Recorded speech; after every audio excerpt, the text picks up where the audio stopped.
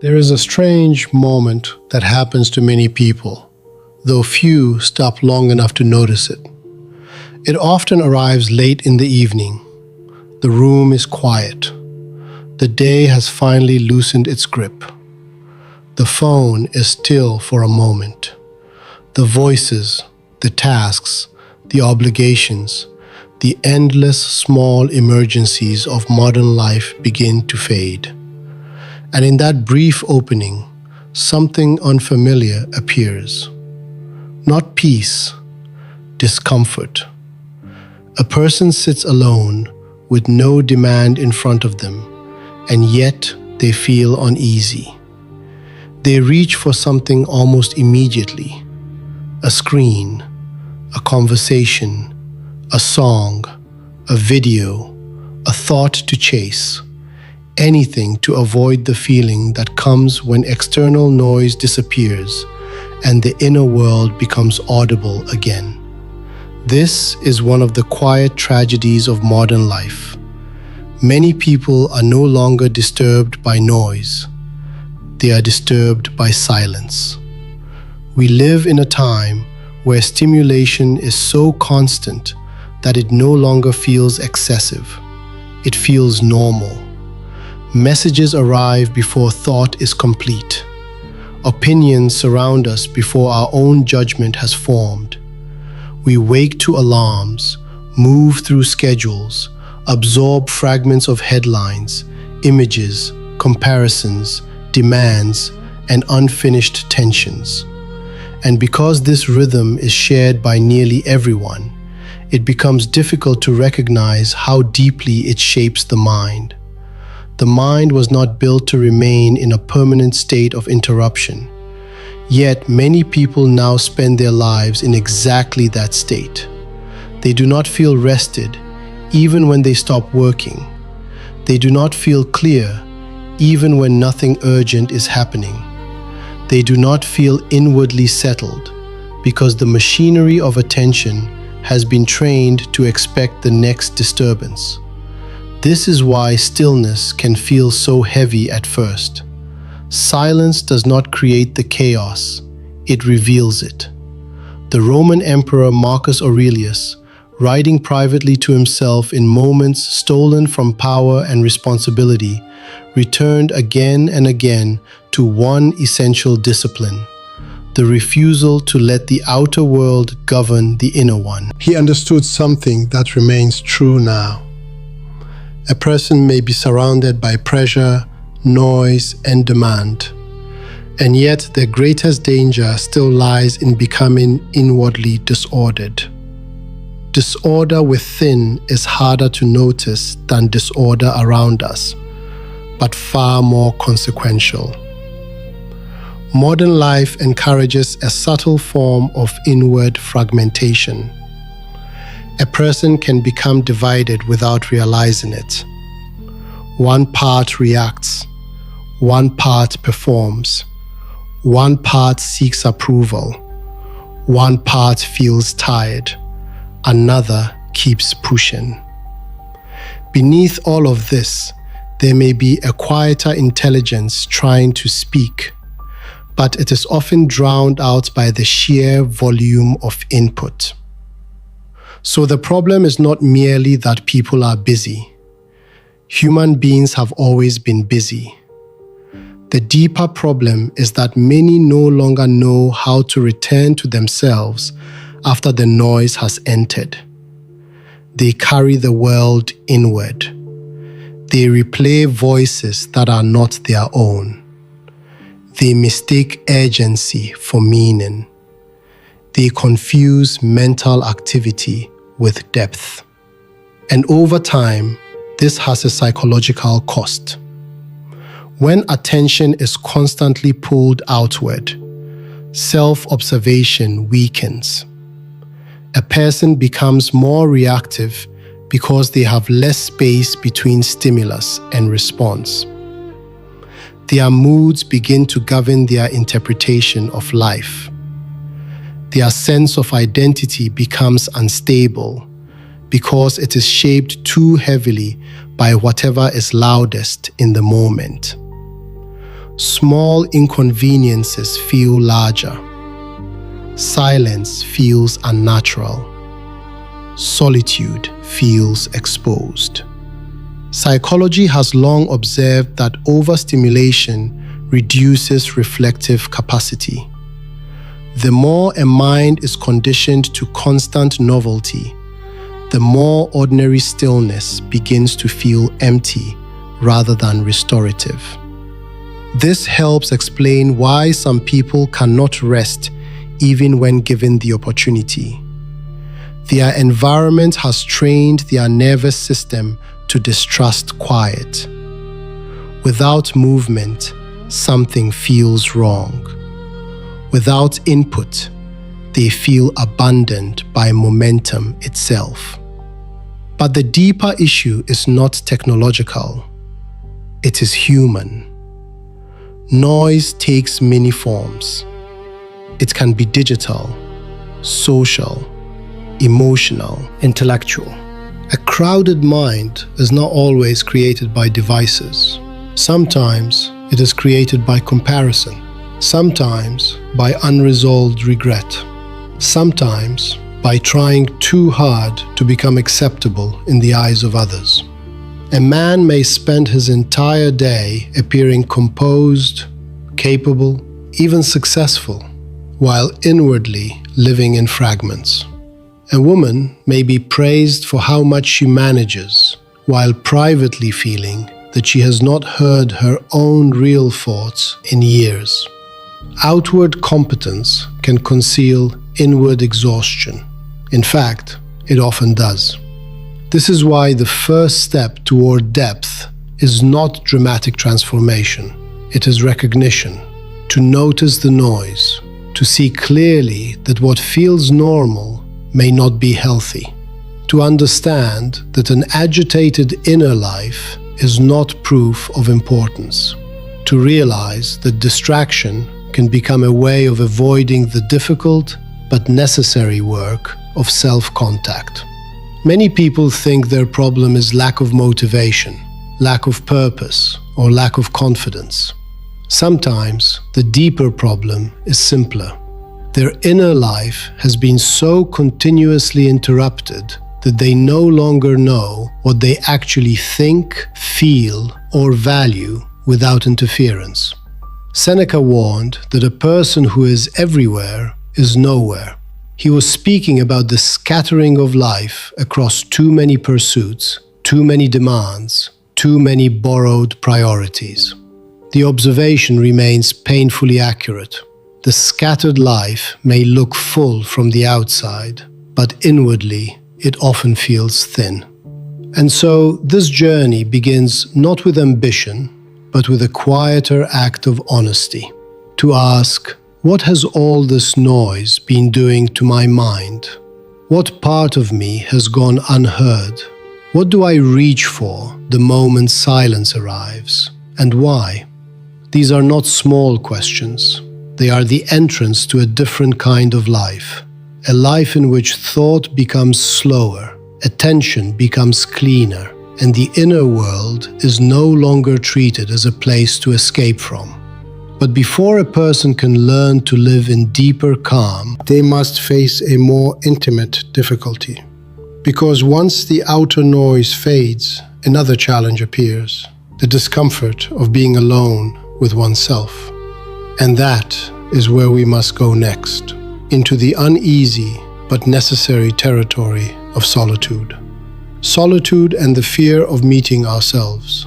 There is a reason many people can spend hours around others, surrounded by conversation, movement, and noise, yet feel deeply uneasy in a quiet room by themselves.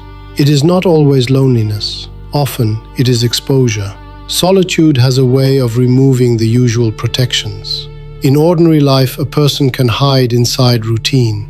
They can move from task to task, role to role, conversation to conversation, and never fully encounter the state of their own inner life. They can remain occupied enough to avoid certain questions. But when the day grows quiet and there is no audience left to perform for, something more intimate begins to happen. The mind turns inward, and what was once blurred by activity starts to come into focus. For some, this is restful. For many, it is unsettling. This is why solitude is so often misunderstood. People describe it as isolation, as if being alone automatically means being cut off. But solitude is not simply the absence of company. It is the absence of distraction from oneself. And that is precisely why it can feel demanding. A person may discover in those quiet moments how much of their identity has been built around response. Response to approval, response to pressure, response to expectation, response to the subtle desire to remain visible in the minds of others. When those mirrors disappear, even briefly, many do not feel free. They feel uncertain. Montaigne once wrote that the greatest thing in the world is to know how to belong to oneself. It is a deceptively simple idea. Most people assume they already do belong to themselves. But if that were fully true, why does silence feel so uncomfortable? Why does a day without external validation feel strangely empty? Why do so many people reach so quickly for stimulation the moment they are left alone? The answer is not weakness. It is conditioning. From early life, human beings are shaped in relation to others. We learn who we are by watching reactions, absorbing standards, interpreting approval, and fearing rejection. This is natural. The mind is social by design. It is influenced by belonging because for most of human history, belonging was tied to survival. To be excluded was dangerous. To be accepted was stabilizing.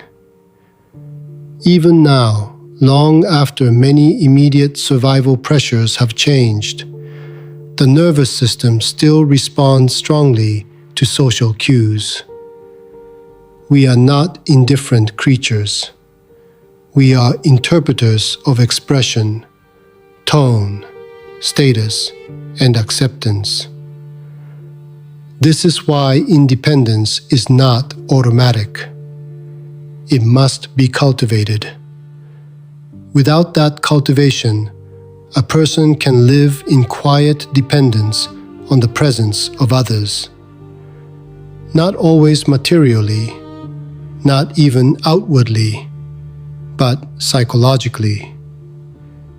Their mood lifts when noticed. It drops when ignored. Their confidence expands when affirmed. It weakens when unrecognized. In this condition, they may appear self-directed, yet much of their emotional weather is still being set from outside. Solitude reveals this dependency with unusual honesty. A person sits alone and suddenly feels restless. Their thoughts scatter. Old embarrassments return. Regrets surface. Random anxieties appear. They may feel the urge to check whether someone has written to them, to search for a voice, an update, a distraction, a sign that they are still connected to some stream larger than themselves. On the surface, this looks like boredom. But beneath boredom, there is often something more revealing. A fear that, without constant contact, one may have to confront an unfamiliar interior. Emerson spoke often about self-trust, not as a slogan, but as a condition of inward independence. He understood that many people borrow themselves from the crowd. They form opinions before reflection. They adopt desires without examining them. They pursue lives that are admired rather than lives that are deeply inhabited. This does not happen because people are foolish. It happens because the pressure to belong can be stronger than the patience required to think. And solitude interrupts that pressure. It slows the rhythm. It removes the immediate demand to respond. It creates the strange and sometimes uncomfortable possibility of hearing one's own mind without interference. Yet this is also where maturation begins, because the person who never learns to be alone remains vulnerable in ways that are not always visible. They are easier to sway, easier to flatter, easier to intimidate. Their center of gravity remains outside them. Psychologically, solitude performs an important function. It increases self-observation. It reveals the habits of thought that are usually hidden beneath activity. It shows how dependent the mind has become on novelty, reassurance, and interruption. In solitude, many people first notice how fragmented their attention really is. They see how quickly the mind jumps, how often it rehearses imaginary conversations, how persistently it seeks an object to cling to. This can be discouraging at first, but it is actually useful. One cannot steady a mind that one has never watched carefully. The practical lesson here is not withdrawal from life. It is a different relationship with aloneness. To practice sitting without immediately reaching outward, to walk without filling every silence, to let a room remain quiet long enough for inner agitation to settle rather than instantly covering it. These are small disciplines, but they change something fundamental. They teach the mind that being alone is not abandonment. It is contact. It is the gradual recovery of an inner companionship that constant distraction had weakened. Over time, solitude becomes less threatening. A person begins to feel less hungry for witness, less dependent on immediate response. They do not stop caring about others, they simply stop requiring constant reflection from others in order to feel real. Their identity becomes quieter, more grounded, less performative, and with that, a different kind of peace begins to appear. But solitude, once entered honestly, brings another discovery. When there is no one left to impress and nowhere left to escape, the mind does not always become calm. Often it becomes busy in new ways. It wanders, searches, replays, anticipates, and resists stillness with surprising force. And so, the next challenge is not merely being alone, it is understanding the restless mind and its endless hunger for escape. The restless mind and the hunger for escape. Once a person begins to spend real time alone, a surprising discovery often follows. The problem is not only the world outside, it is the movement inside. Many imagine that peace will arrive the moment noise disappears. They think that if the room becomes quiet, if obligations pause, if other people stop demanding something from them, the mind will naturally settle into rest. But that is not what usually happens. The outer world becomes still, and the inner world begins to pace. Thoughts rush in without invitation. Small memories return with strange intensity. Imaginary conversations begin. Old mistakes are replayed. Future worries start writing their scripts. The mind jumps from regret to planning, from fantasy to self-criticism, from distraction to distraction, as if stillness itself were something to defend against. This is one of the most important truths a person can discover. The mind does not only respond to noise, it can generate its own. And much of that movement is not depth, it is escape. Modern people often think of escape as something obvious. Travel, entertainment, indulgence, endless scrolling, endless talking. But there are quieter forms of escape, that look almost respectable. Overthinking can become escape. Constant planning can become escape. Even self-analysis can become escape when it prevents direct contact with what one actually feels. The restless mind is not always trying to solve life. Sometimes it is simply trying not to experience it honestly. Schopenhauer observed, with his usual severity, that human beings often swing between striving and dissatisfaction. What he understood clearly was that the mind is rarely content to remain where it is. It wants anticipation. It wants movement. It wants the next object, the next answer, the next emotional occupation. Left untrained, it begins to feed on unrest itself.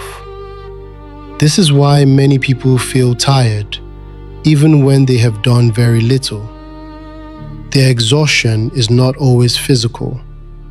It is cognitive and emotional.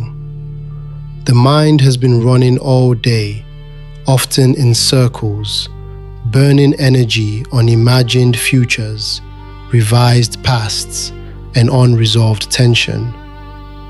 The body may be sitting still, but inwardly there is constant motion. Psychology gives this condition many names: rumination, avoidance, anticipatory anxiety, compulsive distraction.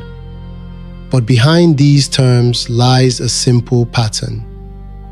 The mind has learned that movement feels safer than contact. It keeps generating activity because activity prevents stillness. And stillness is where buried discomfort begins to surface. A person may tell themselves they are just thinking, but what they are really doing is circling around something they do not want to feel directly. A disappointment, a fear of insignificance, a wound to pride, a loneliness that has never been named clearly, a life direction they privately doubt.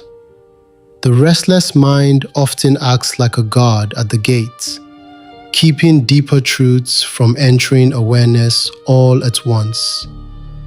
This is not because the mind is defective. It is because it is protective. Human beings are built to avoid pain. When something feels threatening to identity or emotional stability, the mind often deflects before the person consciously realizes it. It fills the space with thoughts. It creates urgency. It manufactures inner weather. Anything is preferable to sitting face to face with a truth that might require change, humility, grief, or patience. That is why so many people become uneasy when there's nothing immediate to do.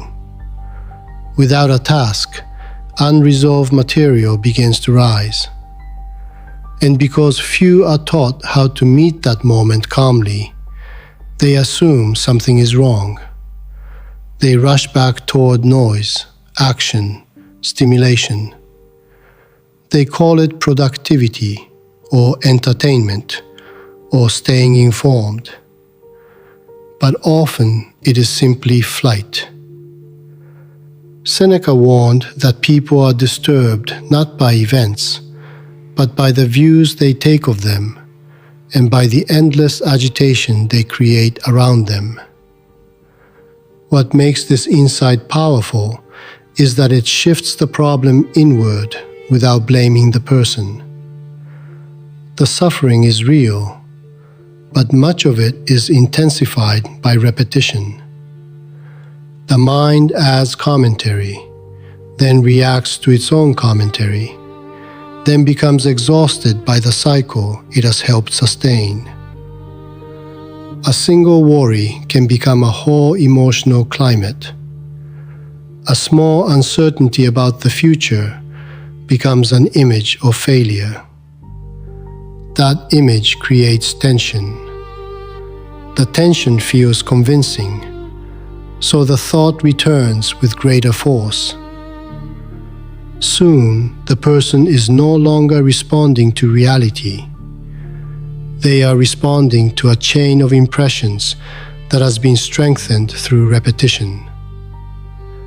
The practical lesson is not to suppress thought. That usually fails. The more aggressively a person tries to force the mind into silence, the more noise it often creates. The deeper discipline is observation without immediate obedience. To notice the first impulse to escape, to feel the beginning of mental restlessness without instantly feeding it, to sit long enough to see that not every thought deserves continuation. This is harder than it sounds, because most people are not trained to witness the mind. They are trained to merge with it. If a thought appears, they enter it. If a fear arises, they follow it. If an unfinished memory surfaces, they start negotiating with it. The inner world becomes crowded because every passing movement is treated like an instruction. But a stronger mind learns a quieter posture.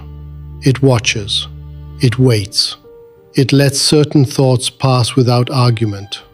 It does not chase every association. It does not treat every feeling as prophecy.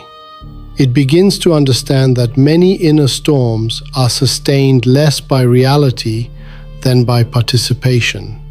This is where a subtle freedom begins, not the freedom of having no discomfort, but the freedom of not being compelled by every discomfort. A person starts to see that restlessness is often temporary. The first wave of agitation rises, then weakens if not constantly renewed. The urge to escape can be felt without being followed.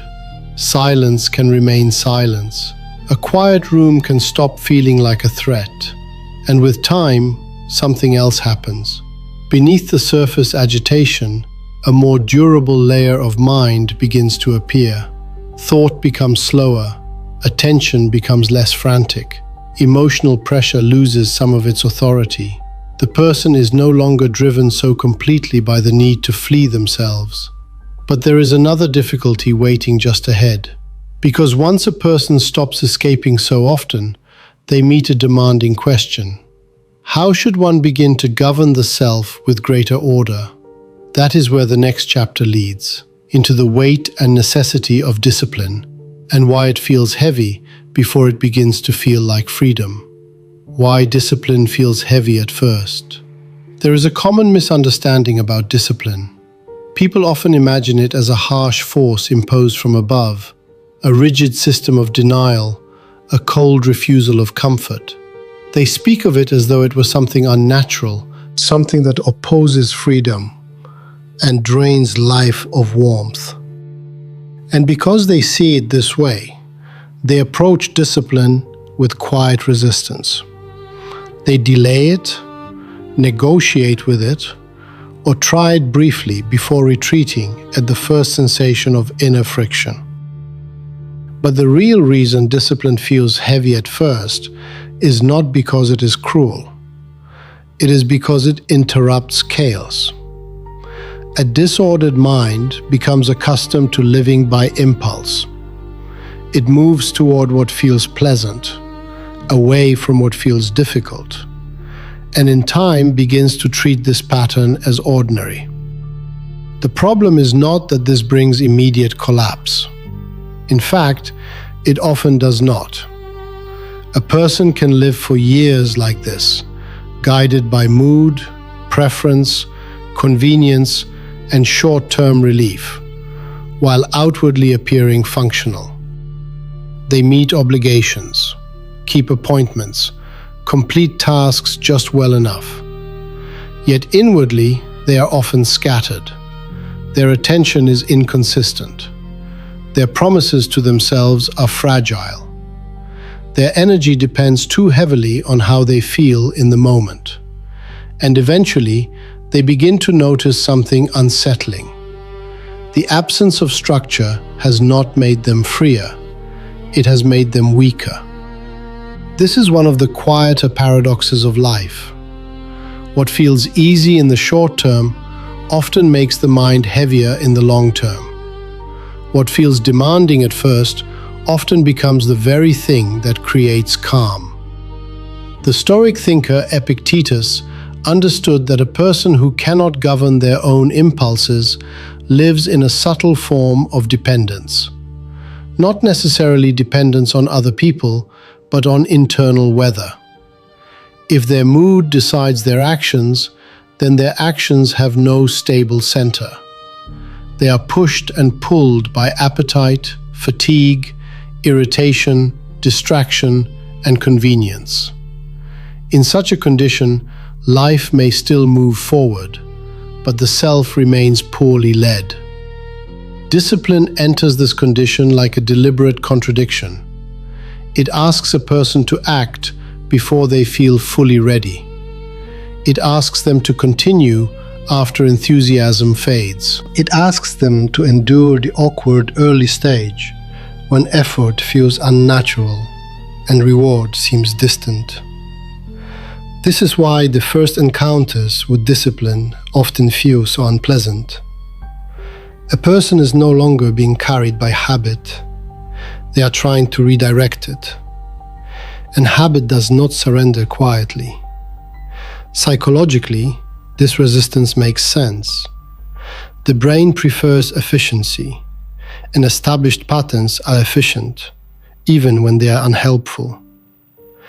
If someone has repeatedly chosen comfort over effort, delay over action, distraction over focus, then those responses become easier to repeat. The unfamiliar path, even when better, feels heavier because it requires more conscious control. The discomfort is not proof that the new path is wrong. It is proof that the old one is deeply practiced. This is why people often misread the early stages of self-mastery. They assume that because discipline feels difficult, something is off. They expect alignment before effort, motivation before movement, certainty before action. But strong character is rarely built in that order. More often, action comes first. Repetition follows. Ease arrives much later. Miyamoto Musashi, though remembered for combat, understood something broader about human formation. He saw that steadiness is not created in moments of excitement, but in repeated contact with difficulty. The person who trains only when inspired remains dependent on inspiration. The person who learns to continue without it becomes something else entirely, more reliable, more inwardly ordered, less divided against themselves. And this is the real gift of discipline, not hardness for its own sake, but unity. A disciplined person does not constantly bargain with themselves. They do not spend as much energy deciding, postponing, indulging, regretting, restarting, and apologizing to themselves for familiar failures. That internal negotiation is exhausting. It drains more life than the disciplined act itself. In many cases, what people call the pain of discipline is actually the pain of ending that negotiation. To wake when planned. To sit with a task instead of fleeing from it. To remain calm when the impulse is to react. To stop speaking when irritation wants expression. To follow a routine when the mind begins pleading for exception. These moments may seem small, but they carry enormous psychological weight. Each one teaches the mind that it is not the servant of passing urges. This does not mean becoming severe. Discipline without intelligence becomes brittle. The aim is not to punish the self into obedience, but to train it into coherence.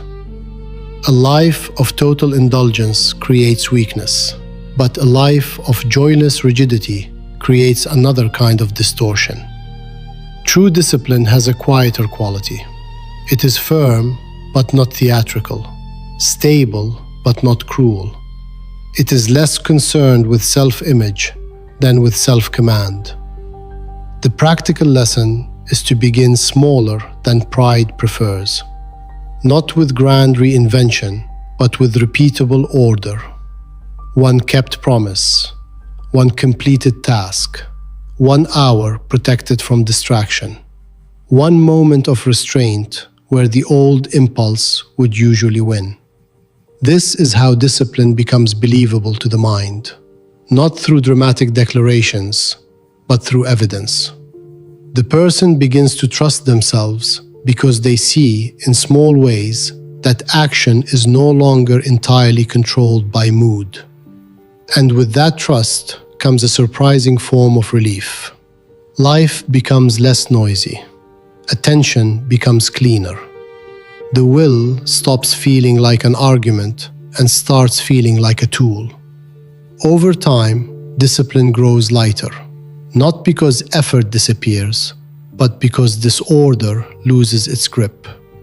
The mind no longer resists structure in the same way. What once felt restrictive begins to feel protective. What once felt heavy begins to feel like ground beneath the feet. Yet, even a disciplined life encounters another challenge. For a person may learn to control behavior while still being ruled inwardly by emotion. They may appear composed, yet remain vulnerable to anger, wounded pride, and sudden reaction. And so the next stage of self-mastery is deeper still. It is the difficult art of meeting emotional storms without surrendering the mind to them. Emotional storms and the art of inner restraint. There are moments in life when a single emotion can seem larger than reason. A word from someone else, casually spoken, can remain in the mind for hours. A small insult can feel enormous. A delay, a rejection, an unexpected disappointment can alter the atmosphere of an entire day. In such moments, the person is no longer simply experiencing emotion. They are being organized by it. Their thinking narrows, their body tightens, their attention turns selective. They begin to see everything through the mood that has taken hold. This is one of the oldest human difficulties. Most people do not suffer because they have emotions. They suffer because they are quickly captured by them. Anger becomes certainty. Hurt becomes interpretation. Anxiety becomes prediction. Pride becomes defense. And once that process begins, the mind starts working for the emotion rather than examining it. It gathers evidence. It creates narrative. It exaggerates what confirms the mood and ignores what complicates it. That is why strong emotion can feel so convincing. It does not merely arrive as sensation. It arrives with a worldview. A person in anger feels morally clear. A person in fear feels perceptive. A person in wounded pride feels justified. Yet, emotional intensity is not the same as truth. Some feelings reveal something important. Others distort. Most do both at once. The difficulty lies in learning to feel deeply without surrendering judgment. The Stoics understood this problem with unusual precision. They did not argue that a person should become cold or empty. They argued for something more difficult: the ability to remain inwardly steady while emotion moves through the mind. Marcus Aurelius, writing in the middle of political pressure, grief, betrayal, and fatigue, returned often to one principle above all others: the necessity of not giving every passing feeling command over one's actions. This remains one of the clearest marks of maturity. A child feels and reacts. An undisciplined adult often does the same, only with more elaborate justifications. But a developed person creates space. Not endless delay, not suppression, but space. Enough space to ask, what is actually happening here? What in me has been touched? What story is this emotion trying to make me believe? What action will still seem intelligent tomorrow? Psychologically, this matters because emotions are fast, embodied signals. They are designed to prepare the organism for action. Fear sharpens attention toward threat. Anger mobilizes the body for confrontation. Shame collapses energy inward. Desire pulls attention toward acquisition. These systems are not mistakes. They are part of human design. The problem begins when signals become rulers. An emotion may be real without being reliable. Someone feels ignored and instantly assumes they are being disrespected. Someone feels anxious and concludes disaster must be near. Someone feels ashamed and begins to believe they are fundamentally inadequate. In each case, the body sends a powerful message, and the mind rushes to build a world around it. That speed is the danger.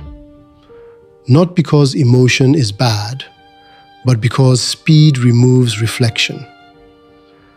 Seneca wrote extensively about anger, seeing it as one of the most destructive passions precisely because it disguises itself as strength. An angry person often feels powerful. They believe they are finally speaking honestly, finally refusing insult, finally acting with force. But anger frequently lowers intelligence before it raises volume. It makes the person speak before understanding, act before examining, judge before seeing clearly. It narrows consciousness and then calls that narrowing clarity. The same can be said of many emotions. Hurt can become self-importance. Anxiety can become superstition about the future. Excitement can become impulsive commitment. Sadness can become a story of permanent decline.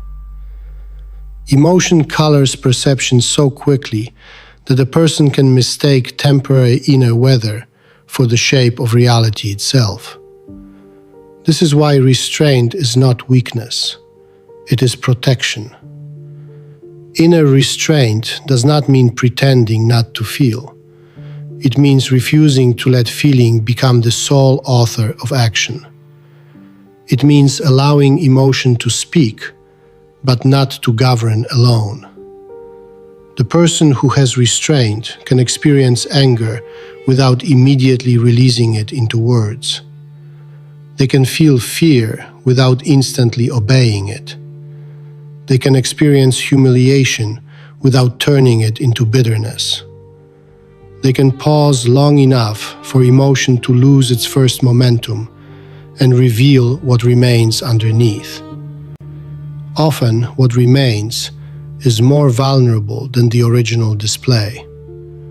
Beneath anger, there may be hurt. Beneath arrogance, there may be insecurity. Beneath irritation, there may be exhaustion. Beneath panic, there may be grief or helplessness. This is one reason emotional reactivity can become habitual. The surface emotion is easier to inhabit than the deeper one. Anger feels stronger than sadness. Defensiveness feels safer than shame.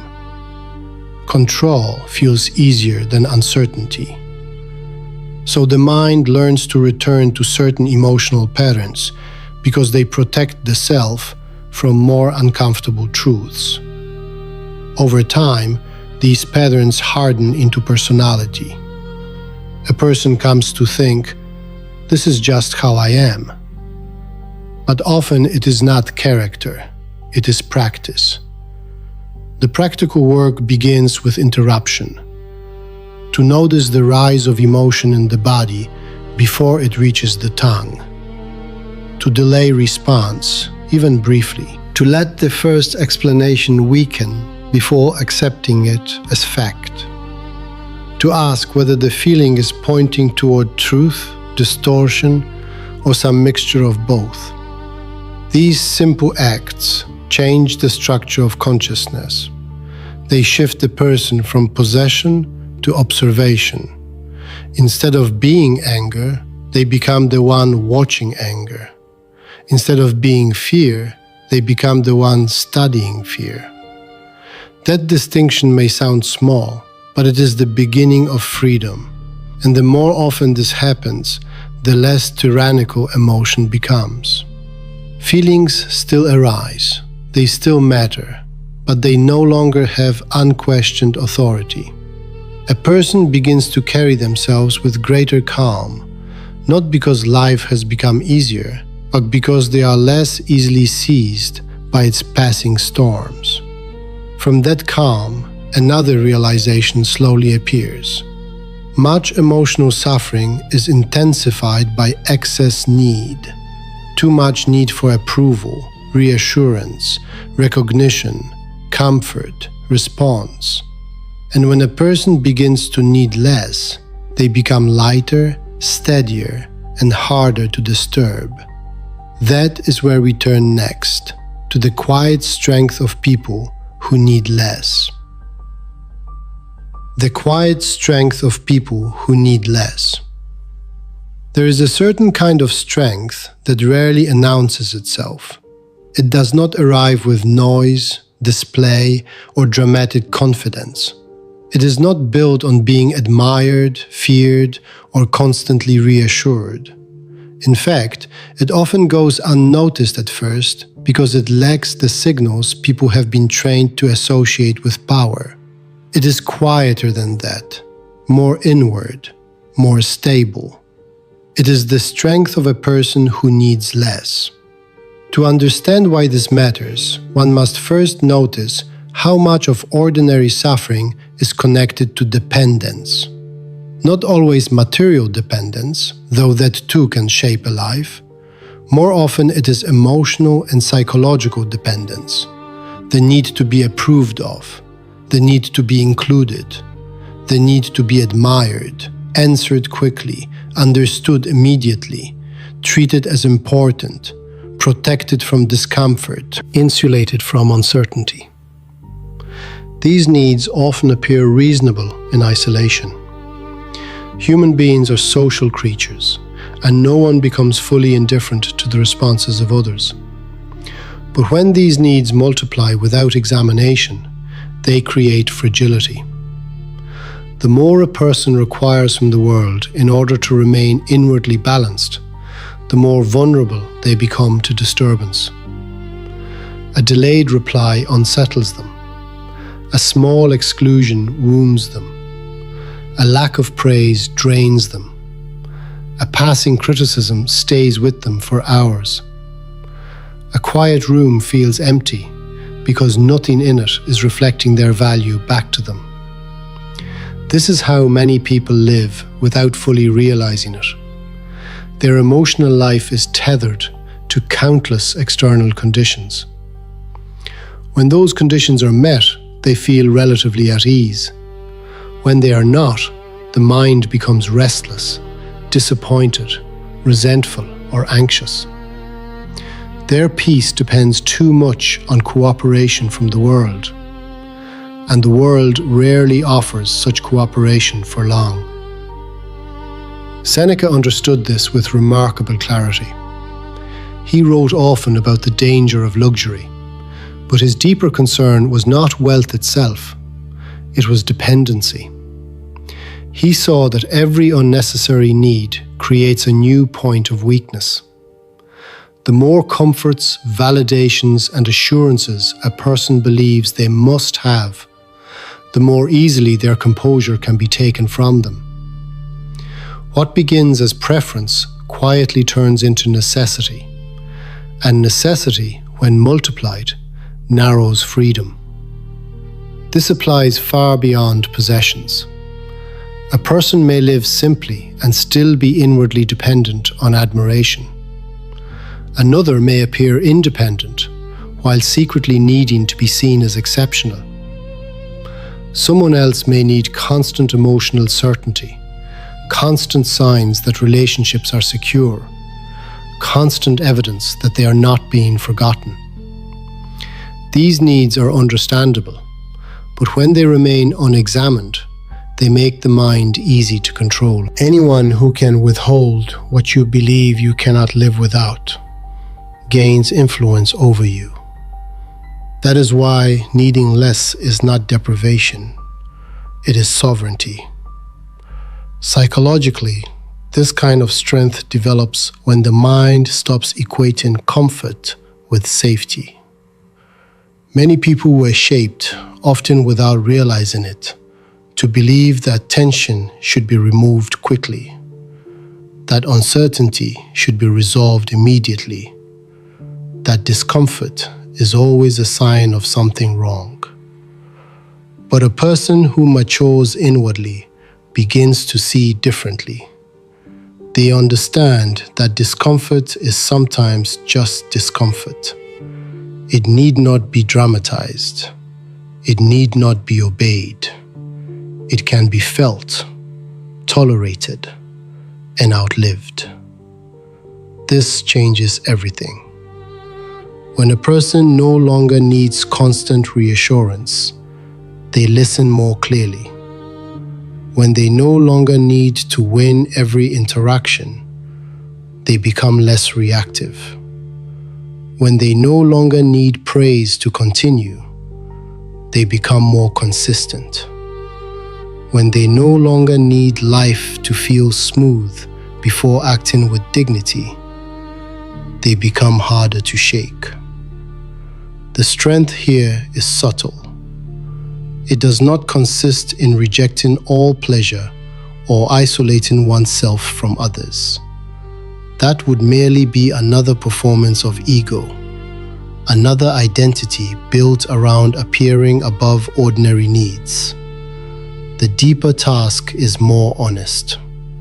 It is to examine which dependencies are quietly governing the mind and to loosen them, one by one. Montaigne, in his reflections on human behavior, returned often to moderation and inward balance. He recognized that the self becomes distorted when it is pulled too strongly by appetite, vanity, or fear. A person begins to live outwardly, arranging their inner weather around external conditions. But when they reduce unnecessary dependence, a different rhythm becomes possible. They are less hurried, less grasping, less needy in thought. Their mind has more room in it. This is one reason simplicity has such psychological power. A simpler life is not automatically a wiser life, but it removes many false urgencies. It reveals how much agitation was created by excess appetite, excess comparison, excess complication. The person who needs less from each day can often receive more from it. A quiet meal, a walk, an hour of reading, a settled room, and uninterrupted thought, these begin to feel substantial again. The mind becomes less hungry for spectacle because it is no longer so starved of inner contact. Practically, this lesson can be applied in very ordinary ways. To delay the urge for immediate reassurance. To let a silence remain unanswered. To endure a little discomfort without rushing to soften it. To stop seeking praise for every effort. To release the fantasy that peace requires ideal conditions. Each of these small acts weakens dependence and strengthens inner steadiness. They teach the mind that it can stand without constant support. At first, this may feel austere, but over time, it becomes deeply calming. One begins to realize that much of what seemed necessary was only habitual. The world has not become easier, but it has lost some of its power to disturb. There's also a moral clarity that comes with needing less. A person becomes less tempted to manipulate, flatter, exaggerate, or betray themselves for the sake of approval. They do not have to chase every advantage or secure every invitation. They can afford to remain dignified because their worth is less entangled with immediate outcomes. This gives rise to a quieter form of confidence, one that does not depend on display. And yet, as unnecessary needs begin to fall away, another question emerges. If a person is no longer defined so completely by approval, appetite, and comparison, then who are they beneath those patterns? What is the self that remains when old dependencies loosen? What story has the mind been repeating for years about who it is? And can that story change? That is where the next chapter begins, in the hidden architecture of identity. And the stories consciousness repeats until they feel like fate. Identity. The story the mind repeats about itself. There is a story nearly every person is telling, even when no words are spoken. It is the quiet narrative running beneath daily behavior, beneath preference, beneath reaction, beneath ambition and fear. It says, "This is who I am. This is what I can expect from life. This is how other people see me.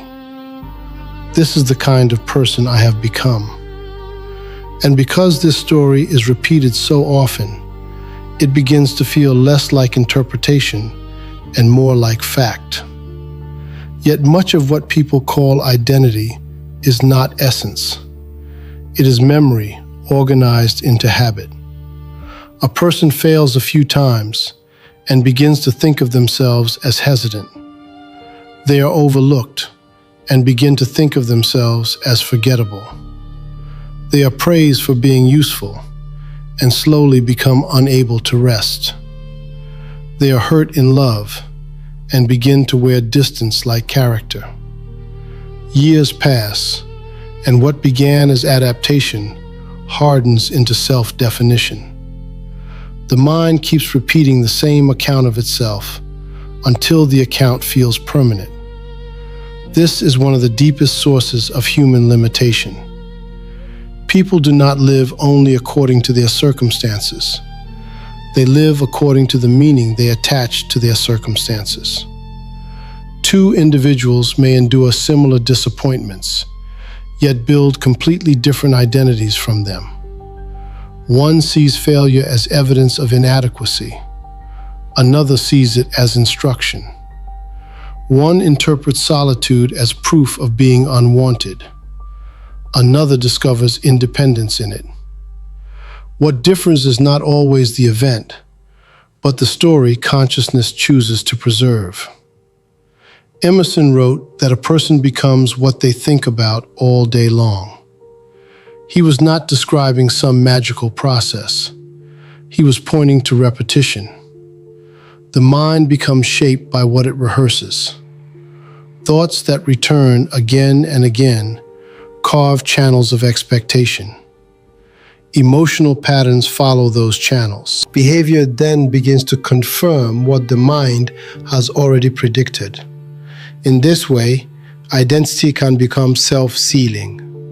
A person acts from an old self-concept, then uses the result of that action as proof that the self-concept was true all along. This is why transformation is so difficult. It is not merely a matter of changing behavior. It is a matter of interrupting an internal narrative that has been reinforced for years, sometimes for decades. Psychology understands this well. The human mind values consistency, sometimes more than truth.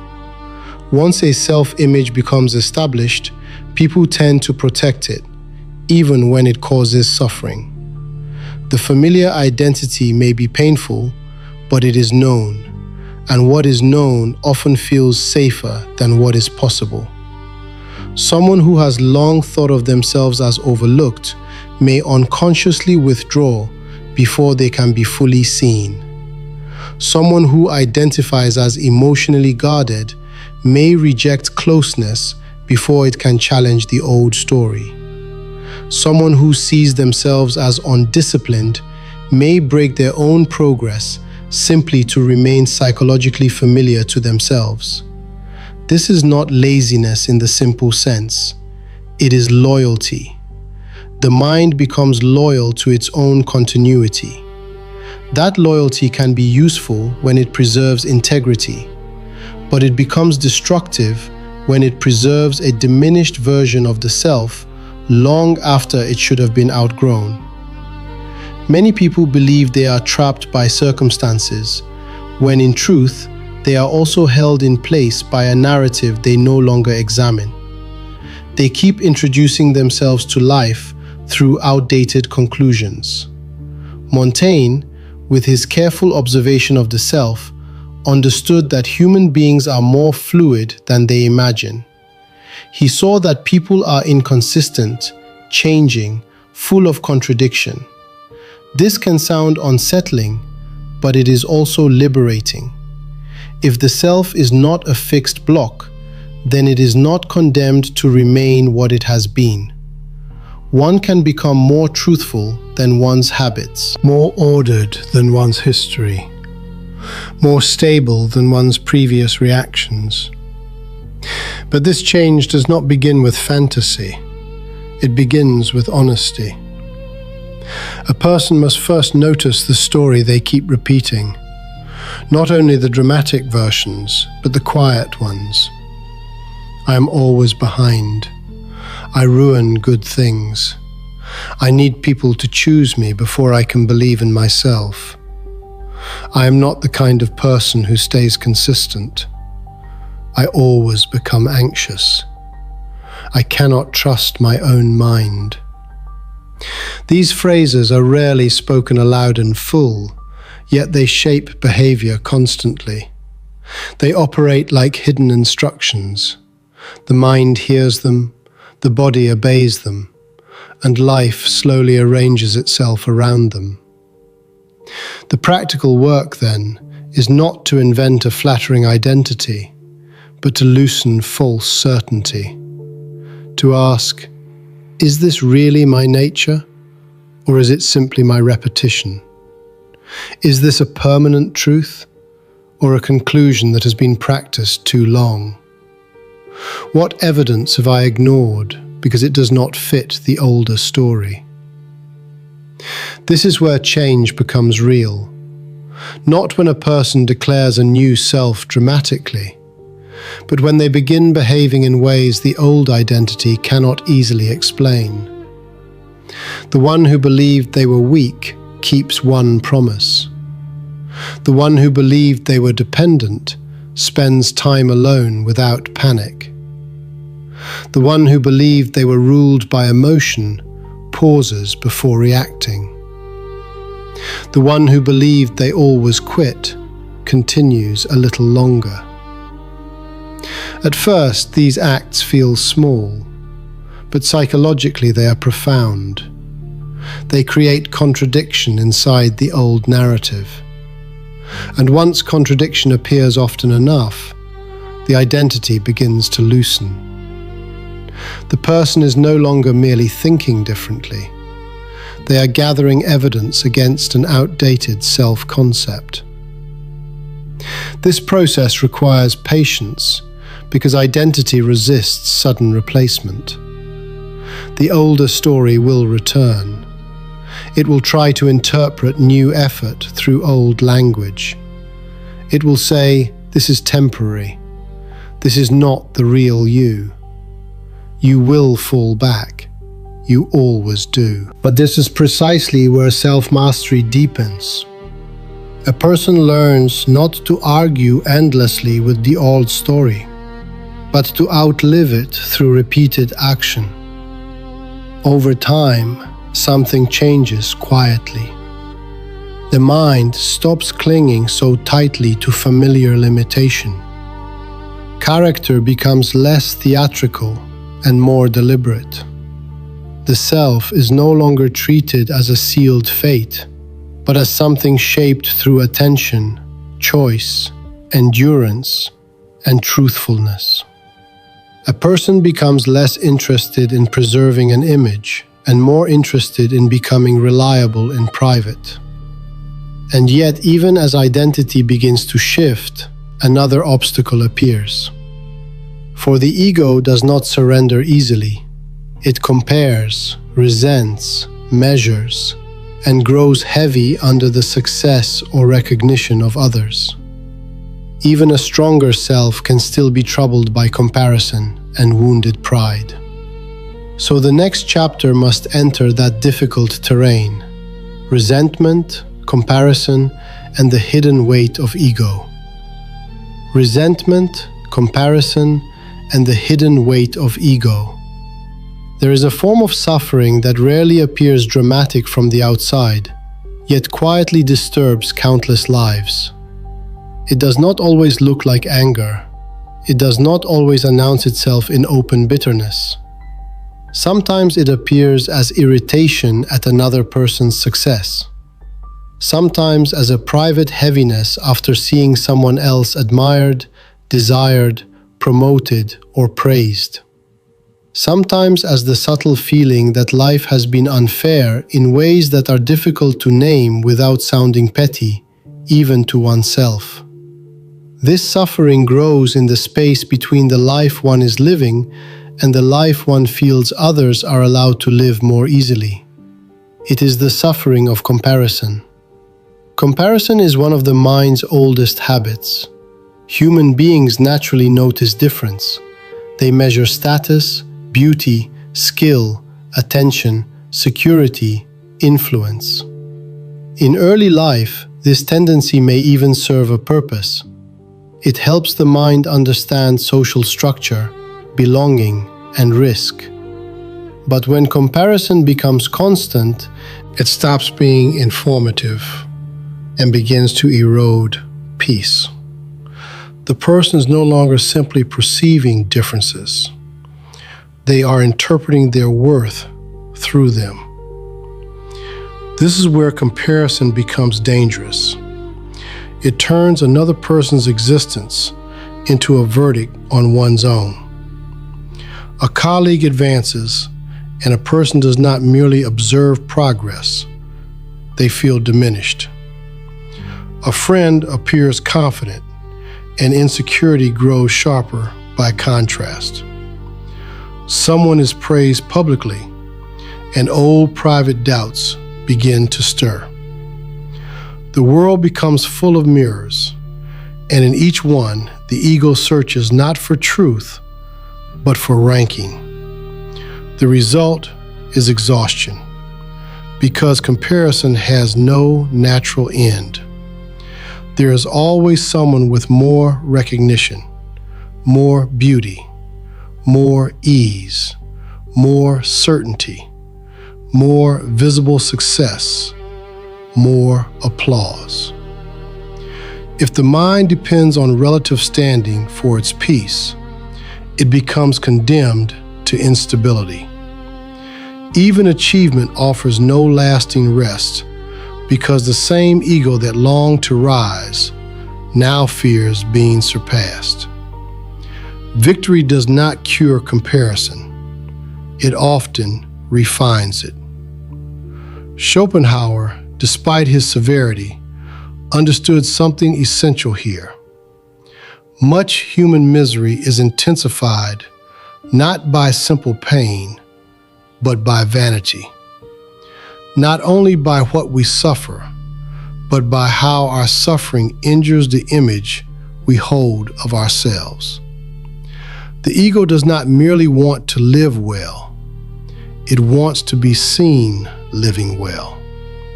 It wants confirmation that it matters, that it ranks, that it has not been passed over. And when that confirmation is threatened, resentment begins to gather. Resentment is especially corrosive because it allows pain to become moralized. A person does not merely feel disappointed, they begin to feel wronged. Another person's success starts to look offensive, not because it is unjust in any clear sense, but because it awakens feelings of inadequacy, delay, or neglect. The ego protects itself by turning envy into criticism. It says their success is shallow, their praise is undeserved, their confidence is artificial, and sometimes those judgments contain partial truth. But often, they are also defenses against humiliation. Psychologically, resentment serves a purpose. It protects the self from direct contact with vulnerability. It is easier to feel bitter than small, easier to feel superior than wounded, easier to believe the world is blind than to ask whether one has been too dependent on being seen. In this way, resentment becomes a shelter for pride. It offers emotional heat where humility would require stillness and self-examination. Seneca warned that envy punishes the one who carries it more than the one it targets. This remains true because envy distorts attention. Instead of seeing clearly what one must build, one becomes fascinated by what others possess. Energy that could have been used for growth is redirected into silent commentary, private irritation, repeated measurement. The person becomes divided, outwardly functioning, inwardly preoccupied. This hidden division has consequences. It makes gratitude harder. It makes patience rarer. It makes honest admiration almost impossible. Even joy becomes conditional, because every good thing must first pass through the question, how does this compare to what others have? The practical work begins by recognizing that comparison cannot be defeated through superiority. It quiets only when the standard changes. As long as a person measures life through external ranking, the mind remains unstable. There will always be fluctuation. Some days one feels ahead, other days behind. Some days admired, other days invisible. This is not a solid foundation for peace. A more mature standard asks different questions. Not, am I above them? Not, am I being noticed enough? But, am I becoming more disciplined than I was? More truthful? More inwardly steady? More capable of carrying responsibility without performance? These questions do not flatter the ego. They educate it. Montaigne often returned to the importance of self-knowledge over public image. He recognized that much vanity comes from living too much in the imagined gaze of others. A person begins arranging their inner life around appearance rather than substance. But when attention returns inward, comparison weakens. One sees more clearly that another person's path is not an accusation. It is simply theirs. Their gifts do not erase yours. Their recognition does not diminish the value of your unseen labor. Their timing is not your timetable. This does not eliminate the sting immediately. The ego is slow to surrender. Comparison may still arise. Envy may still appear. Resentment may still flicker when another person receives what one has long desired. But now the person can meet those feelings with greater intelligence. Instead of obeying them, they study them. What insecurity has been touched? What dependence on recognition has been exposed? What unfinished wound is demanding witness? In this way, comparison becomes instructive rather than tyrannical. It reveals where self-worth is still too borrowed from outer validation. It shows where pride remains hungry. It uncovers the places where identity is still being negotiated through visibility, praise, and status. Seen clearly, these discoveries are not humiliations. They are openings into deeper freedom. Because the person who no longer needs to turn every life into a competition begins to feel lighter. They can admire without shrinking. They can learn without envying. They can continue their work without demanding immediate recognition. Their energy returns to what is actually theirs to shape. And once that happens, another lesson becomes possible. For life is not won through flashes of intensity or moments of comparison, but through something quieter and more demanding. The capacity to endure steadily when progress is slow and pressure is long. That is where we go next, into the psychology of endurance and the quiet strength of those who know how to continue. The psychology of endurance. There is a kind of strength that does not look impressive in the moment. It does not arrive with dramatic language. It does not produce immediate applause. It is rarely visible from the outside because it is made not of sudden intensity, but of continued presence. It is the strength of remaining with what is difficult after the novelty has faded, after motivation has weakened, after the mind has stopped finding the effort exciting. This is endurance. And in many lives, endurance matters more than brilliance. People often admire force. They admire rapid change, visible ambition, the person who appears driven beyond ordinary limits.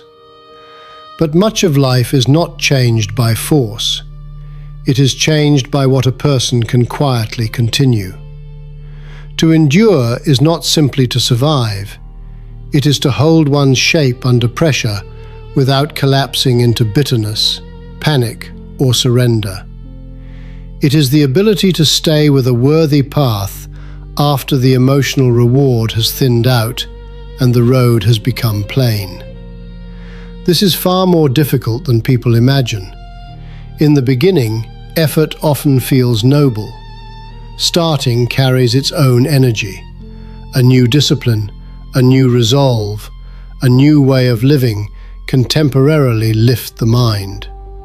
One feels clear, directed, almost renewed by the act of commitment itself. But sooner or later, a quieter phase arrives. The work remains, but the emotional brightness fades. Progress becomes less visible. Fatigue enters. Doubt starts asking whether anything meaningful is really changing. This is the moment that separates intensity from endurance. A person governed by intensity can do much for a short time. They can impress themselves with bursts of effort. But because they depend too heavily on emotional force, they often struggle when the work becomes ordinary. The mind begins to interpret the lack of excitement as a sign that something is wrong. It says the path has lost meaning, that the self has lost capacity, that perhaps this was never the right direction. In truth, what has been lost is not meaning, but stimulation. Endurance begins when a person stops confusing the absence of excitement with the absence of value. The Stoics understood this deeply. For them, strength was not measured by how loudly a person declared their principles, but by how steadily they could inhabit them through changing conditions. Marcus Aurelius, living in a world of political weight, illness, betrayal, and fatigue, did not write as a man intoxicated by constant inspiration. He wrote as a man practicing return to reason, return to restraint, return to duty, return to perspective. Again and again, because again and again the mind drifts, weakens, complains, resists. This is the true landscape of endurance, not permanent certainty, but repeated return. Psychologically, human beings struggle with endurance because the mind is drawn toward immediacy. It wants visible results, emotional reward, signs that effort is being noticed and repaid. When those signs are delayed, motivation naturally declines. This is not a flaw in the individual. It is part of human design. We are responsive to reinforcement. We repeat what seems to work. We withdraw from what feels barren. But the most meaningful forms of growth are often slow enough to deny immediate emotional proof. That is why endurance feels lonely at times. You continue before you fully trust the result. You remain steady before the deeper reward has appeared. You keep acting with order when the old part of the mind insists that nothing is happening. In these periods, a person is tested not by catastrophe, but by monotony. And monotony is a very revealing teacher. It shows whether one's values are real or merely emotional. It reveals whether the person is devoted to the path itself or only to the feelings that accompanied the beginning of it. Miyamoto Musashi understood that mastery is not dramatic from within. Repetition strips action of romance. It reduces things to contact, correction, attention, continuation. In many domains of life, the one who endures is not the most excited, but the least scattered. They have learned to conserve energy by refusing unnecessary drama. They do not ask each day to feel powerful. They ask only to remain aligned. This is an important distinction.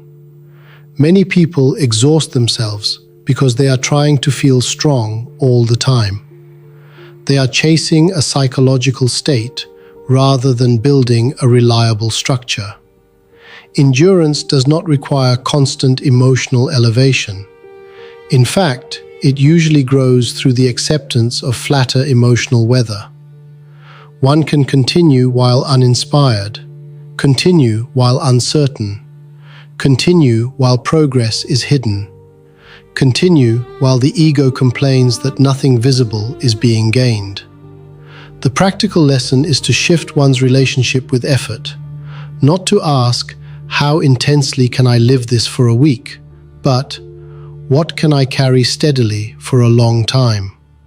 What rhythm can I sustain without violence toward myself? What practices are modest enough to repeat and meaningful enough to keep? Endurance belongs to those who respect pace. They understand that collapse often follows excess, that pride can disguise itself as ambition, and that a life built only on force will eventually break under its own pressure. The enduring person chooses something quieter, a disciplined pace, a longer horizon, less drama, more continuity. Over time, this produces an unexpected strength. The mind becomes less frightened by slow progress. It stops demanding immediate reward for every effort. It learns that continuation itself has dignity, and from that dignity comes resilience.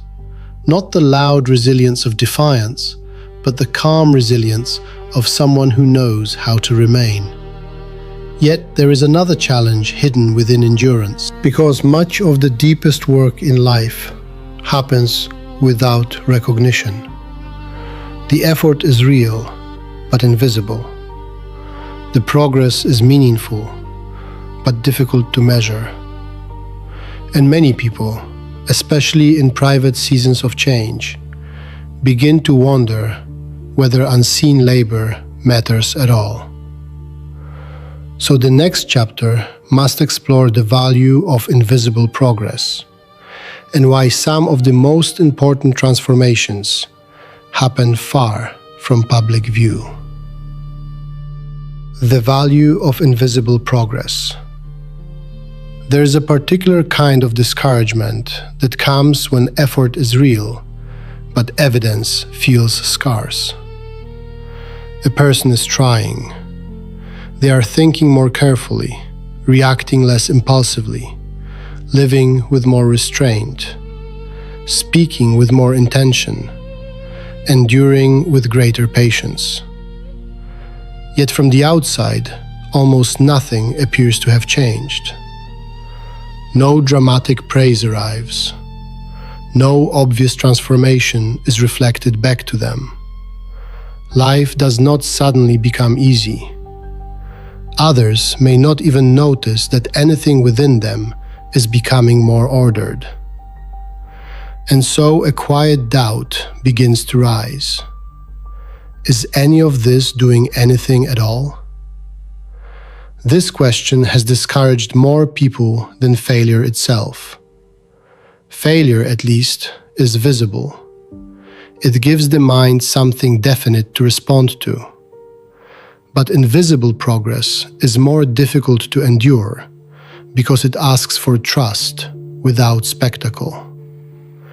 It asks a person to continue while the deeper results are still forming in silence. And the ego, which prefers visible confirmation, often becomes restless in such conditions. It wants signs.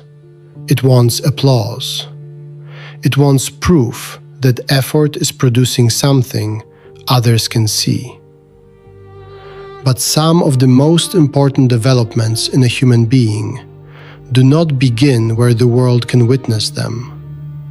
They begin in restraint no one notices, in thoughts interrupted before they become familiar spirals, in anger softened before it reaches language, in desire governed quietly, in habits weakened gradually, in standards raised privately, in the growing ability to sit with discomfort without immediately fleeing from it. None of these changes are theatrical, yet they alter the architecture of a life. The problem is that modern culture trains people to value what can be displayed. Progress is often imagined as something visible, measurable, socially recognizable. More success, more confidence, more clarity, more outward proof. And while some forms of growth do eventually become visible, the deeper stages often remain hidden for a long time. They are like roots beneath soil, necessary, alive, quietly expanding but not yet available to the eye. This is why so many meaningful transformations are abandoned too early. Not because they are failing, but because they are maturing invisibly. A person starts becoming more disciplined, but because the external results are modest, they assume the process lacks power. Another begins to think more clearly, but because they still have difficult days, they conclude nothing substantial has changed. Someone else becomes less reactive, less dependent, less chaotic inwardly, but because these victories are private, they do not know how to value them. They are waiting for a visible life to validate an invisible reordering. Yet philosophy has always understood that what is deepest in a person may remain unseen for long stretches. Marcus Aurelius did not write as a man trying to appear transformed. He wrote as one trying to remain aligned in private, under conditions where much of the work was interior and uncelebrated. He knew that self-command, if it is real, often develops far from public recognition. It becomes visible later, indirectly, through steadiness of action, proportion in judgment, and restraint under pressure. But it is formed long before others can admire it. Psychologically, this hidden phase is difficult because human beings are strongly influenced by feedback. We want to know that effort matters. We want the nervous system to feel some correspondence between labor and result. When that correspondence is delayed, discouragement becomes likely. The mind begins to search for simpler paths, quicker rewards, more visible achievements. It asks whether private work is worth the loneliness of not yet being seen. This is where character quietly declares itself, because invisible progress asks a different question than visible success. It asks not, will this impress anyone soon, but is this making me more reliable, more grounded, more truthful, more inwardly free? These are harder questions because they do not flatter vanity. They do not produce instant emotional reward, but they lead to something much more substantial, a self that is being built from within rather than decorated from outside. Montaigne, in his way, understood that the private shaping of the self mattered more than the arrangement of appearances. A person may be admired and remain inwardly disordered. Another may go unnoticed and yet be quietly becoming stable, wise, and difficult to shake. The world often sees the surface long before it sees the structure beneath it. But structure is what determines whether a life can hold weight.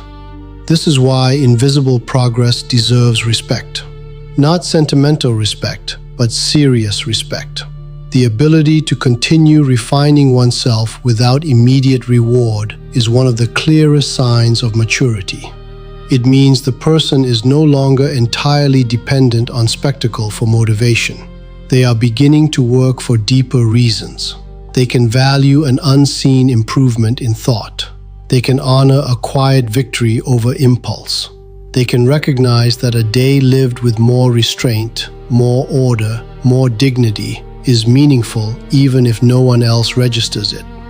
The practical lesson is to learn how to witness one's own progress honestly, not by inflating it and not by demanding too much from it too soon. To notice smaller changes that the older self would have ignored. That a difficult conversation was handled with more calm. That one recovered from discouragement faster.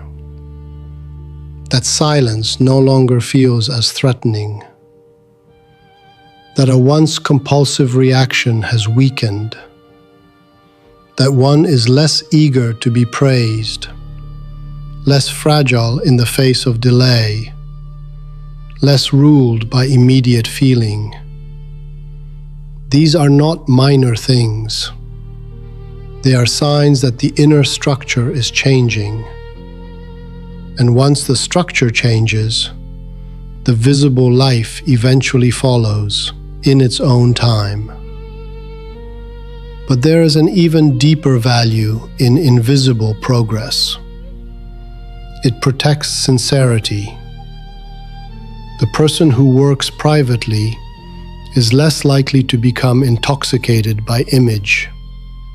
Their growth is not built around being seen growing. This gives it a different texture. Less performance, less hurry, less vanity.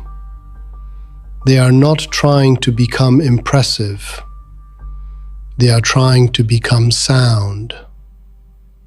And a sound life, though quiet in its making, carries a different force when pressure comes. Because pressure always comes. Sooner or later, every person meets friction they did not choose. Loss, delay, disappointment, humiliation, uncertainty, pain. And in those moments, what has been built privately is revealed. The hidden work either holds or it does not. So the next chapter must enter that harsher but necessary territory. Suffering, friction, and the making of depth.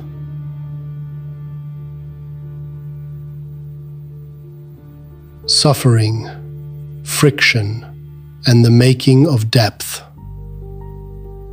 There are certain lessons no one truly wants, yet almost everyone receives.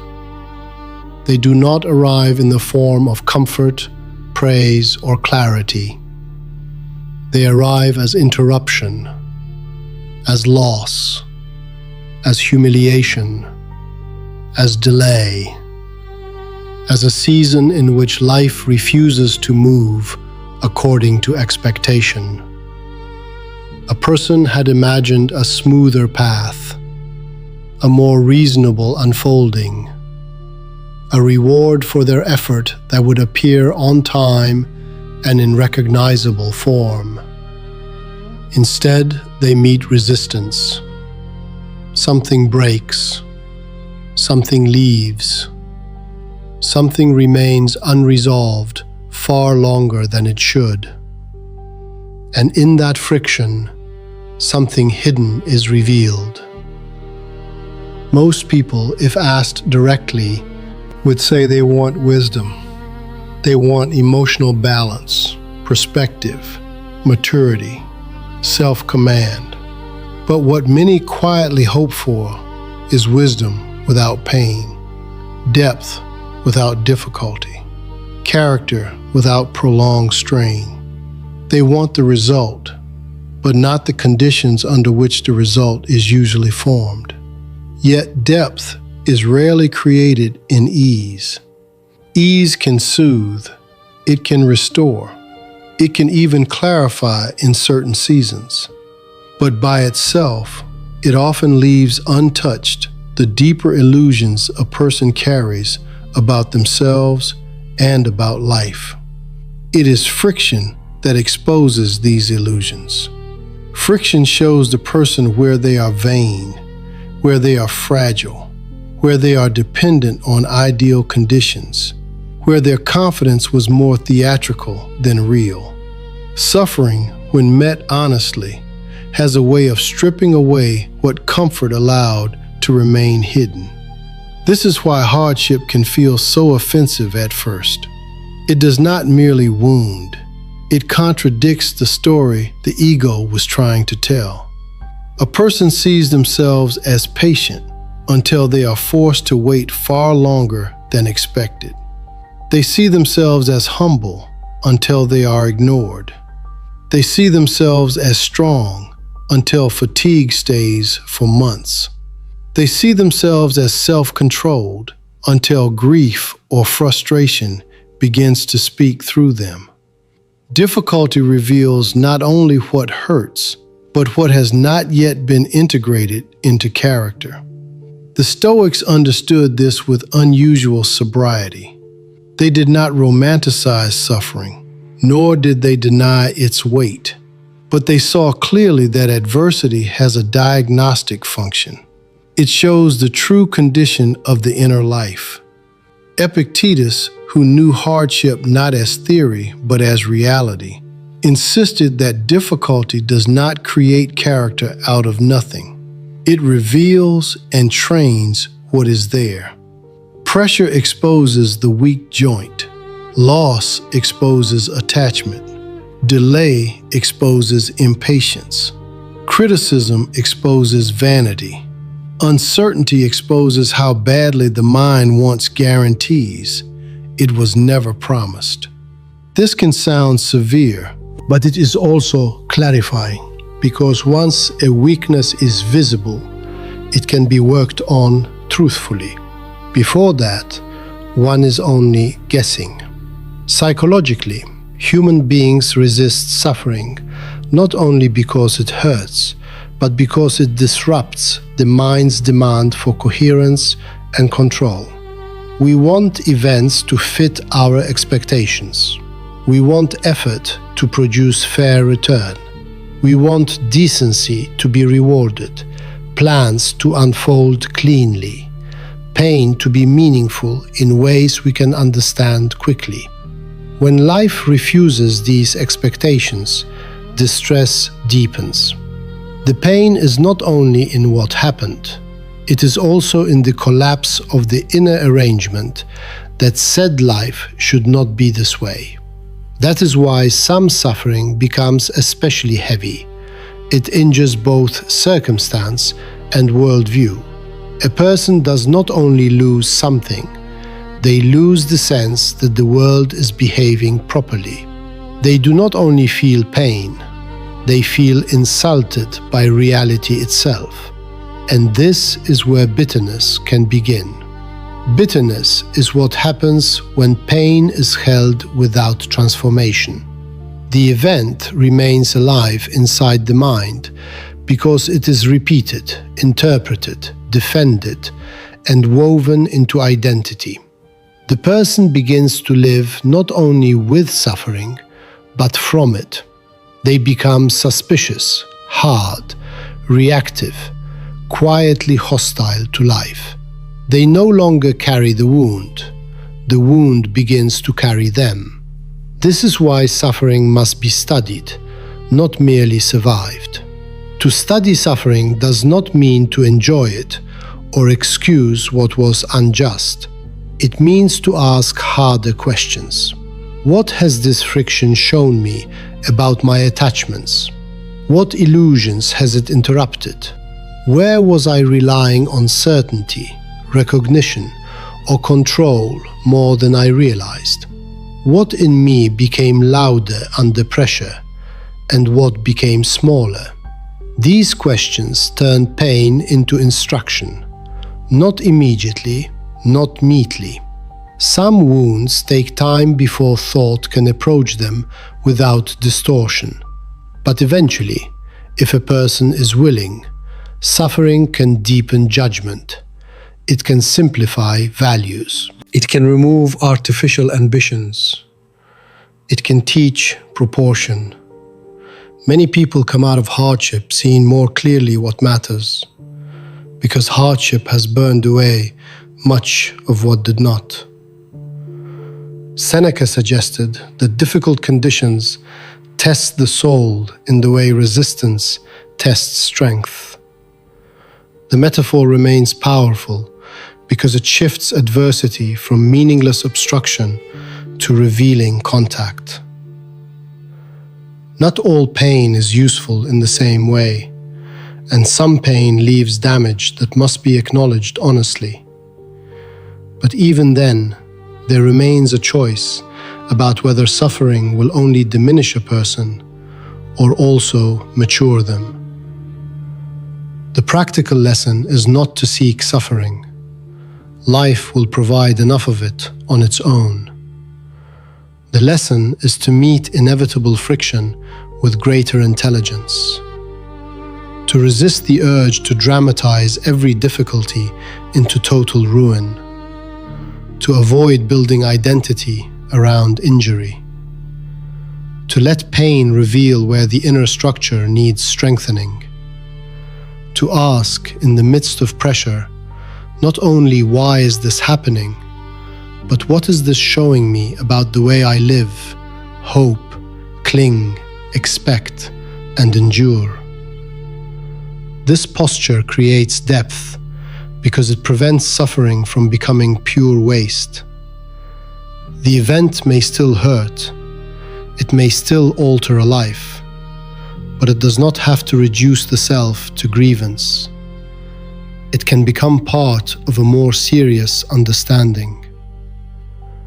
A person who has suffered consciously often speaks more quietly, judges more carefully, and values more accurately. They have seen how quickly comfort can disappear. They no longer build their whole life on what can be removed overnight. And from that recognition, another kind of wisdom begins to emerge. For once a person has been shaped by friction, they often become more capable of seeing beyond the present moment. They stop treating every passing emotion as final truth. They begin to understand the value of distance, perspective, and a longer horizon. That is where we must go next, into the long view and the discipline of learning to live beyond the mood of the moment. The long view, learning to live beyond the present mood. One of the quietest forms of wisdom is the ability to distrust the tyranny of the moment. Not to deny it, not to numb it, but to refuse the assumption that whatever is felt most strongly right now must also be true in the largest sense. This refusal is difficult because the present mood has a convincing voice. It does not speak as one passing state among many. It speaks as if it were the whole atmosphere of reality. When a person is discouraged, life can seem permanently narrowed. When anxious, the future appears filled with threat. When excited, judgment becomes generous, and risk seems smaller than it is. When ashamed, the self feels reduced to its weakest moment. In each case, the mind is not merely feeling something, it is interpreting the world through a temporary condition and quietly mistaking that condition for a lasting verdict. This is one of the great psychological errors of ordinary life. Human beings are deeply influenced by present emotion, more than they realize. A passing inner state can make a relationship look doomed, a task look pointless, a setback look final, an impulse look wise. And because feeling is immediate while perspective is slower, many people live too close to their own weather. They keep changing direction according to how the day feels. Their commitments rise and fall with energy. Their view of themselves expands and contracts with mood. They do not mean to become inconsistent, yet they are repeatedly governed by what is nearest rather than what is truest. To live this way is exhausting. It means the self has no stable horizon. It means decisions are made inside temporary storms. It means one keeps handing authority to passing states that were never meant to rule a life. Many people call this being honest with themselves, but often it is not honesty. It is immediacy. It is reacting from the surface of experience without waiting long enough for deeper understanding to return. Marcus Aurelius wrote with remarkable awareness of this problem. Again and again, he reminded himself to widen the frame, to look at events not only from the angle of personal irritation or fatigue, but from the perspective of time, nature, mortality, duty, and proportion. This practice was not abstract philosophy. It was psychological discipline. He understood that the mind becomes saner when it steps back from its own first interpretations. Perspective cools distortion. What feels unbearable in 1 hour may look manageable in a week. What feels humiliating in the present may later become nearly irrelevant. What seems like total failure may, with distance, reveal itself as correction.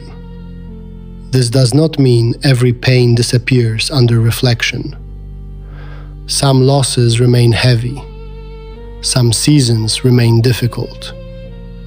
But even then, distance changes the quality of suffering.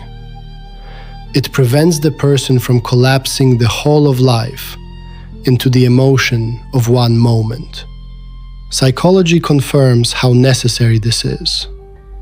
The mind is vulnerable to what is immediate, vivid, and emotionally charged. It gives disproportionate weight to what is felt now, often neglecting the broader context of who we have been, what we have survived, what patterns tend to repeat, and what future states may emerge once the present one loosens its grip. In practical terms, this means that a person in discouragement can forget their own resilience. A person in fear can forget how many predictions have failed before. A person in longing can forget the cost of choices that once looked attractive from a distance. Without the long view, mood becomes a kind of ruler, and mood is too unstable a ruler for a serious life. The long view does not remove emotion. It places emotion in scale. It asks, will this matter in a year as much as it feels like it matters tonight? Is this urge still likely to look wise after sleep, after silence, after time has taken some of its heat away? Am I about to betray a larger principle because a temporary feeling wants immediate relief? These questions are simple, but they restore dignity to decision-making. They return a person to the architecture of a life rather than the pressure of a moment. Seneca often reflected on time not merely as duration, but as a force that reveals what panic hides. He saw that people spend too much energy on passing disturbances because they live too near them. They interpret inconvenience as catastrophe, delay as destruction, discomfort as proof that something has gone deeply wrong. But a longer horizon rearranges these judgments. It reveals that many things are survivable, many impulses are temporary, and many apparent emergencies are only exaggerated by proximity. This matters especially in the formation of character. A person becomes reliable when they stop asking the moment to define the whole path. They continue when motivation dips. They remain respectful while irritated. They keep perspective when praise disappears. They do not interpret every emotional fluctuation as a command to alter direction. Instead, they begin to live by something steadier: chosen principles, tested values, longer commitments. In this way, the self slowly becomes less reactive and more governed. The practical work begins in very ordinary moments. To delay an important decision when emotion is running high. To let disappointment exist for a day before turning it into a conclusion. To remember that fatigue changes perception. To resist interpreting today's mood as tomorrow's truth. To keep returning to the larger arc of the life one is trying to build. These acts seem modest, but they train something essential. They teach the mind that not every feeling deserves immediate legislation. They create a small but powerful distance between sensation and conclusion. And in that distance, intelligence returns. Over time, this changes the entire rhythm of living. A person becomes slower to despair, slower to inflate success, slower to personalize every difficulty. They are less thrown by fluctuation because they know fluctuation is part of being human. They have stopped demanding emotional permanence from life. They no longer need each day to confirm the worth of the path. The long view gives them continuity. And continuity, more than emotional intensity, is what allows a life to deepen. Yet, as perspective grows, another lesson becomes necessary. For many, burdens remain heavy not because they are inevitable, but because the mind keeps carrying them forward, rehearsing old injuries, preserving old regrets, returning again and again to what has already ended. A person may learn to see farther and still remain tied to what should have been released. So the next chapter must turn toward one of the quietest disciplines of all, the art of letting go, and the mental freedom that begins when consciousness stops clutching what no longer serves it. The discipline of letting go. There are burdens people carry long after the original event has ended. The conversation is over, yet it continues inwardly for years. The rejection has passed, yet the mind still returns to it as though something might change if it is reviewed one more time. A mistake has been made, paid for, and absorbed into the shape of life, but memory keeps reopening it, not to learn, but to remain bound to it. In this way, many do not suffer only from what happened. They suffer from the ongoing act of carrying it. This is why letting go is so often misunderstood. People speak of it as if it were a passive act, a soft emotional gesture, a kind of resignation. But real letting go is rarely passive. It is discipline. It is one of the mind's most demanding forms of self-government. To let go is not to deny memory, nor to pretend that pain was insignificant. It is to stop feeding what no longer deserves authority over the present. It is to withdraw participation from what has already taken too much of one's inner life. Many people think they are holding on to the past because it matters. Often, they are holding on to it because it has become familiar. This familiarity can be subtle. A person has lived with regret for so long that it begins to feel like seriousness. Another has replayed an injustice so often that resentment starts to feel like moral loyalty. Someone else returns repeatedly to a lost relationship, not because love is still alive in any fruitful sense, but because the identity built around that loss has become difficult to surrender. In each case, consciousness confuses repetition with importance. But repetition does not prove value. It often proves attachment. And attachment, when left unexamined, becomes a quiet architecture of suffering.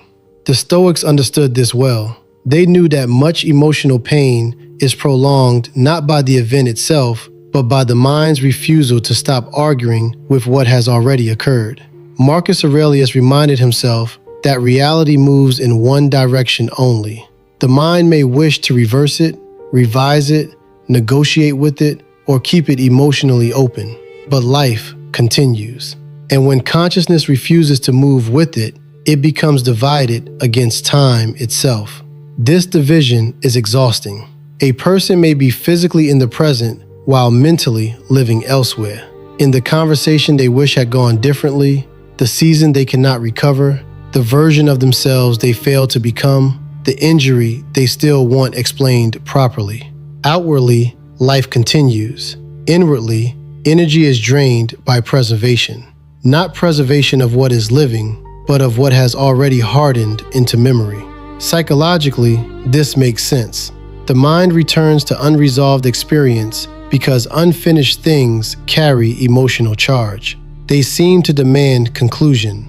We rehearse them because some part of us believes repetition will produce mastery. If we think about it enough, perhaps we will understand it fully. If we revisit the wound carefully, perhaps it will stop hurting. If we stay loyal to the pain, perhaps it will prove that what was lost truly mattered. But often the opposite happens. The more a person rehearses, the more deeply the pattern is carved. The more often regret is visited, the more natural regret becomes. The more resentment is repeated, the more identity wraps itself around injury. Memory ceases to be information and becomes atmosphere. The person is no longer remembering the event. They are living inside its echo. This is why letting go is not forgetfulness. It is boundary. It is the conscious decision to stop granting endless mental space to what no longer yields wisdom. There is a proper use of memory. It can teach caution, humility, proportion, gratitude.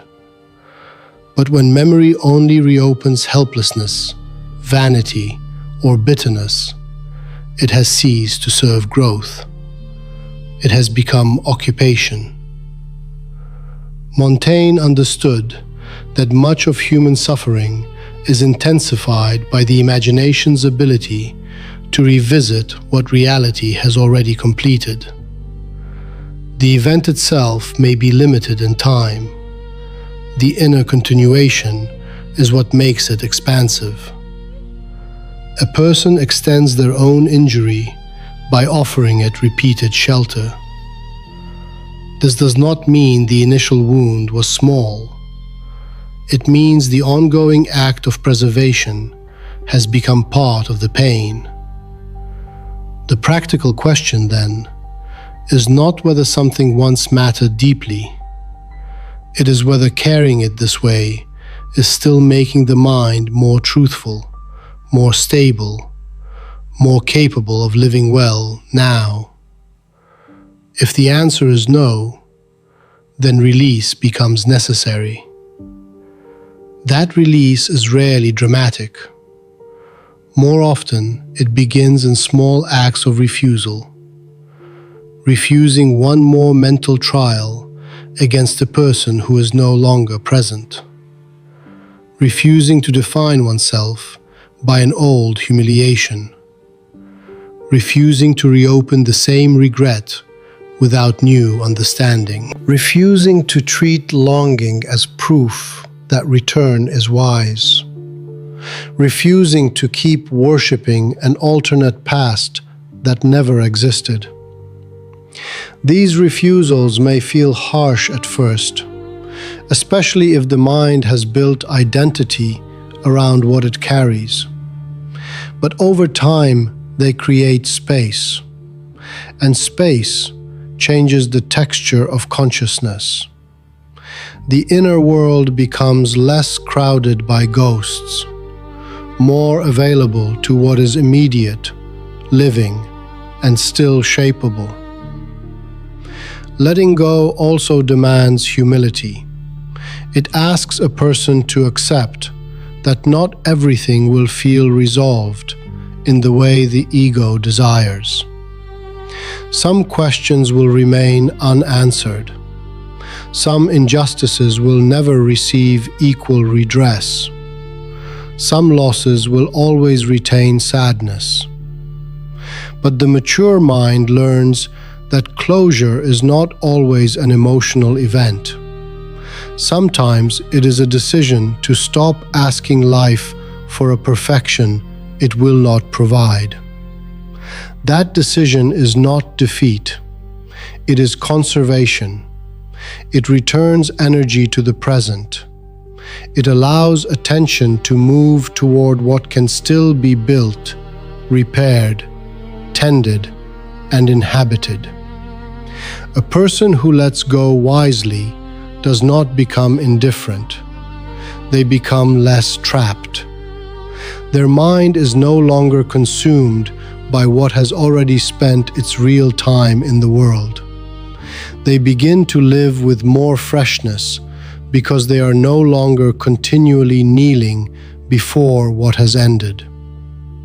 And when enough of this inner clearing has taken place, another possibility emerges.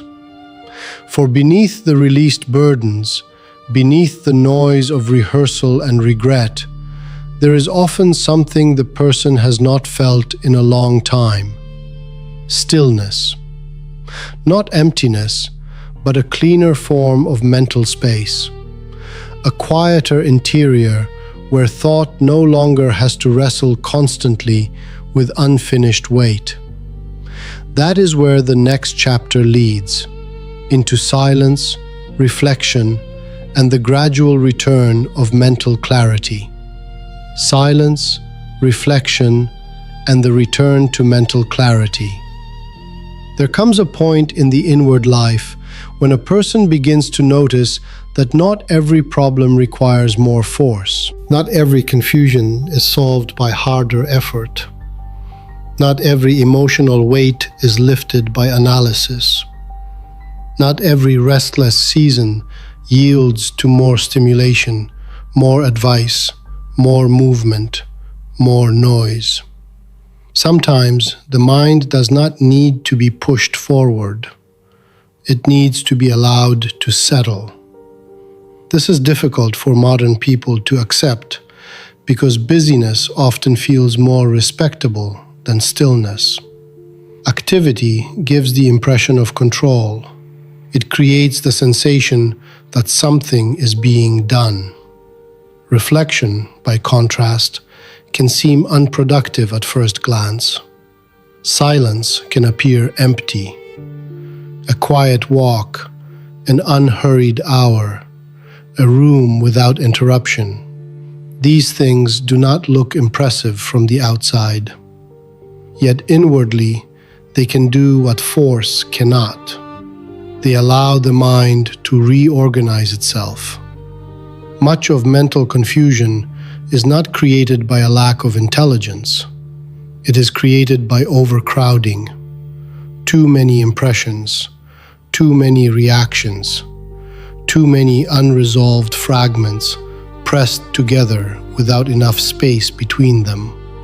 A person may try to think clearly while carrying dozens of unfinished inner movements, small resentments, repeated worries, social comparisons, future scenarios, private disappointments, background fatigue. And because all of this becomes familiar, they forget how noisy the mind has grown. They call it thinking, when often it is accumulation.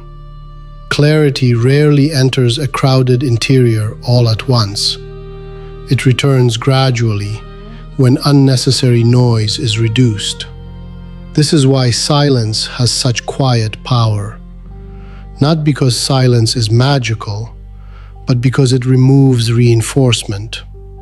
When the usual interruptions are absent, the mind begins to show its patterns more honestly. At first, this may feel uncomfortable. Old restlessness becomes audible. Thoughts appear louder than expected. Impulses toward distraction reveal themselves quickly. But if a person remains there long enough without immediately fleeing, another process begins.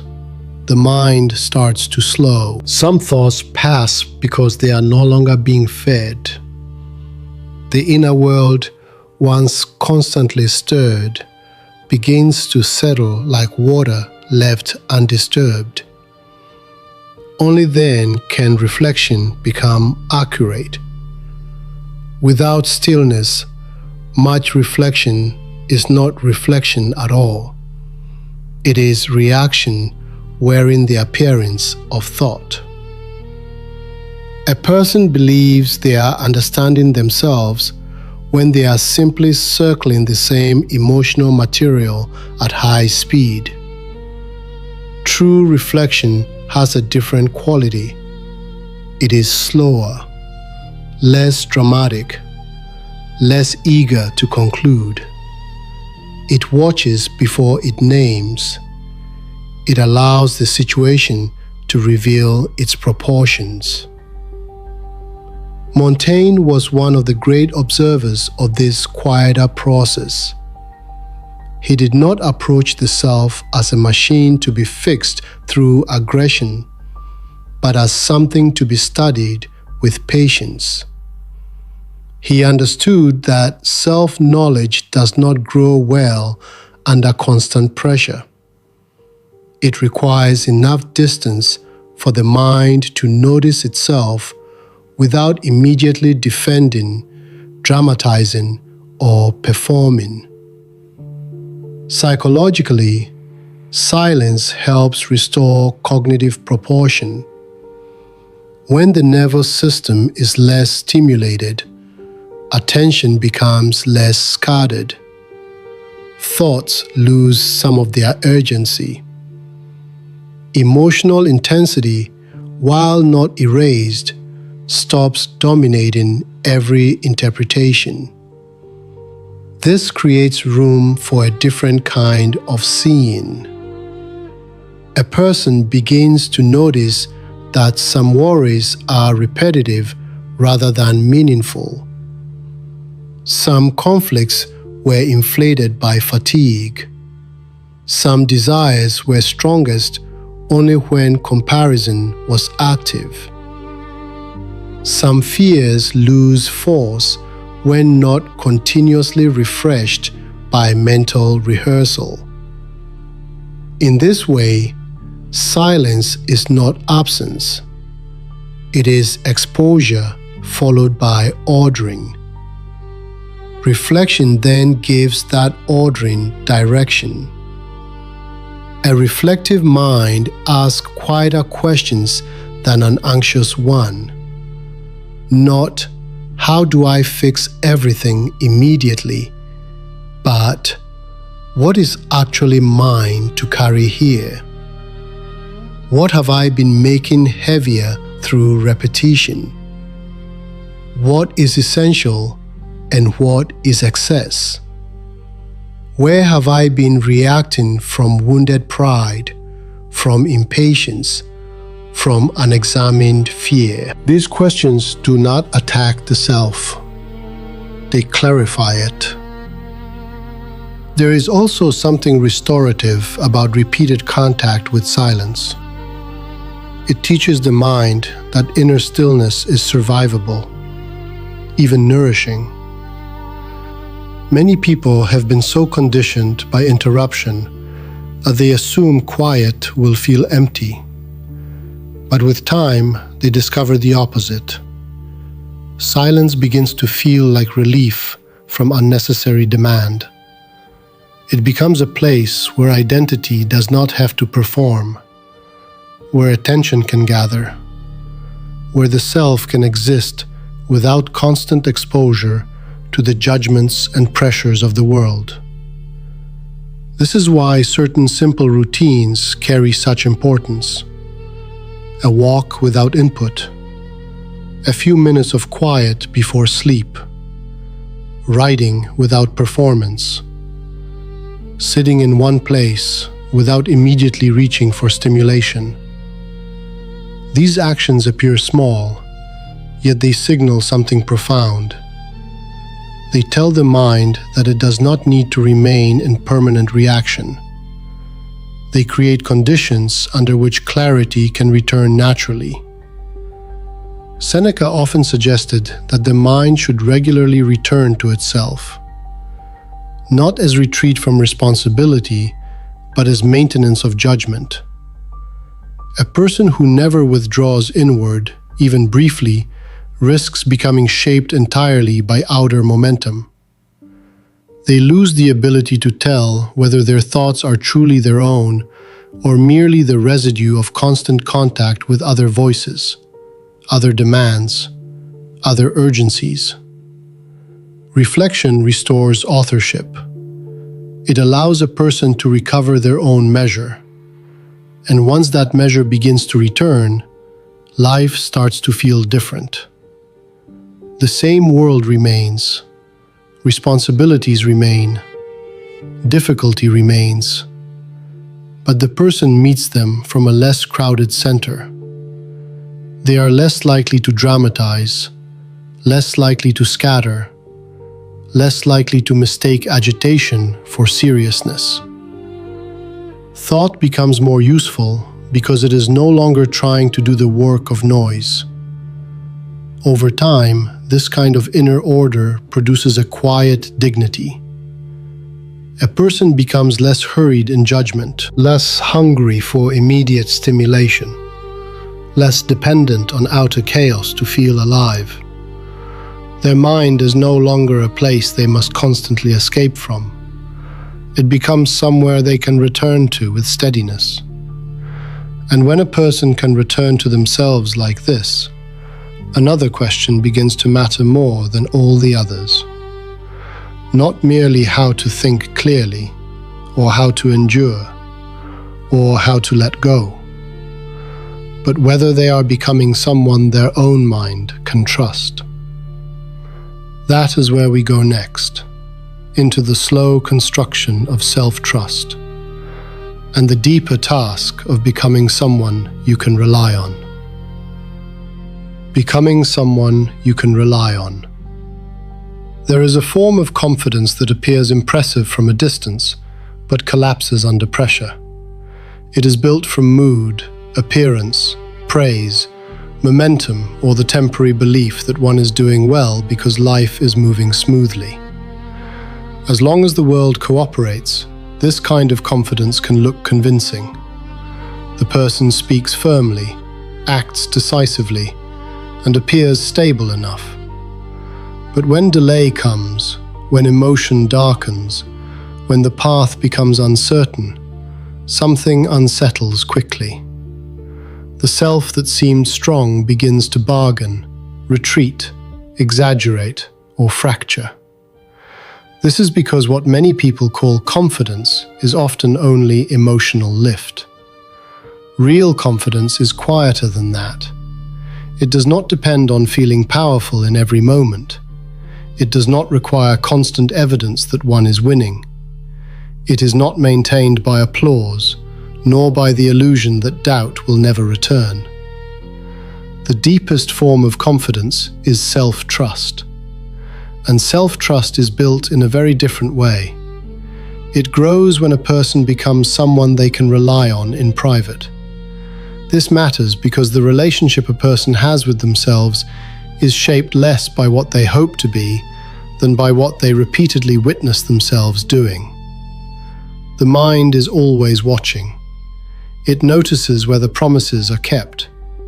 It notices whether standards disappear the moment no one is looking. It notices whether one becomes small under pressure, whether one abandons the path at the first arrival of discomfort, whether one speaks with principles that one does not actually live by. Over time, these observations form a verdict, not always consciously, but deeply. This is why so many people suffer from a subtle instability, even when their lives appear functional. They have learned how to impress others or how to appear composed, but they do not fully trust themselves. Somewhere beneath the surface, they know that their discipline is inconsistent, their honesty selective, their commitments vulnerable to mood. And because the mind cannot be easily deceived by the self that inhabits it, this lack of trust produces a quiet fracture. A person can have talent and still not trust themselves. They can be admired and still not trust themselves. They can speak beautifully about growth and still not trust themselves. Because self-trust does not come from language, it comes from evidence.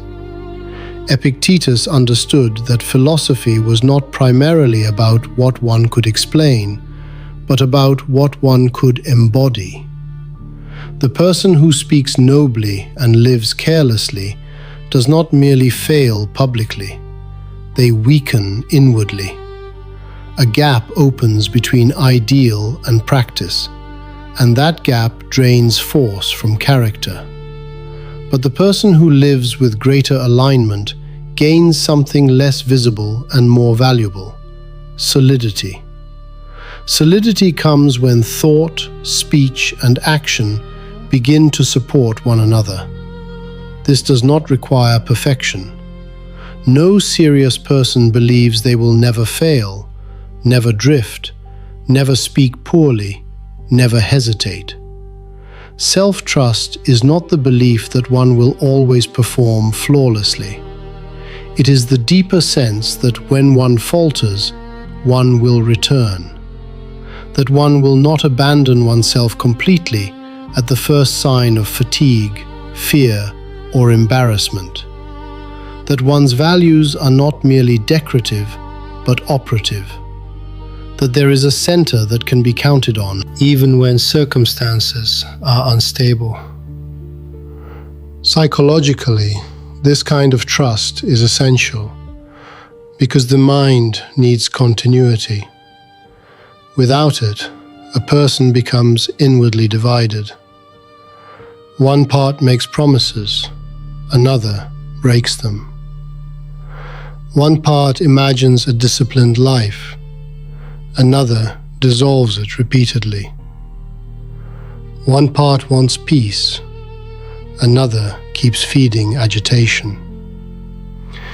In this divided state, energy is consumed by self-negotiation. The will weakens because it is constantly overruled by the same patterns it was supposed to guide. But when a person begins to act reliably, even in small ways, the inner atmosphere changes. The mind starts to relax, not into passivity, but into confidence that effort will not always be betrayed from within. This is one reason small kept promises matter so much. They appear insignificant from the outside, but inwardly they are foundational. To rise when one said one would rise. To finish what one intended to finish. To remain calm in a moment that previously would have triggered reaction. To tell the truth when image would prefer performance. To rest without self-deception, and to work without melodrama. These acts build a record, and the mind, seeing the record form, begins to believe in the self differently. Miyamoto Musashi, in a different idiom, understood that dependability of mind is built through repeated contact with reality, not fantasy, not self-image, but contact. The self must be tested in action. A person learns who they are by observing what remains when comfort fades.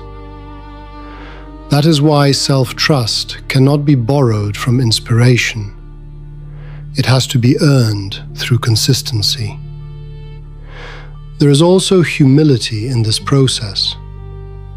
To become someone you can rely on, you must stop enjoying certain illusions. The illusion that intent is the same as action. The illusion that feeling deeply about a principle means one has embodied it. The illusion that future discipline can compensate for present carelessness.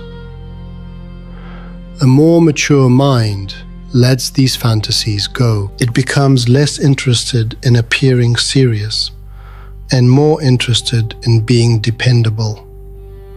The practical lesson is simple, though not easy. Live in a way that your own mind has reason to trust. Do not promise too extravagantly.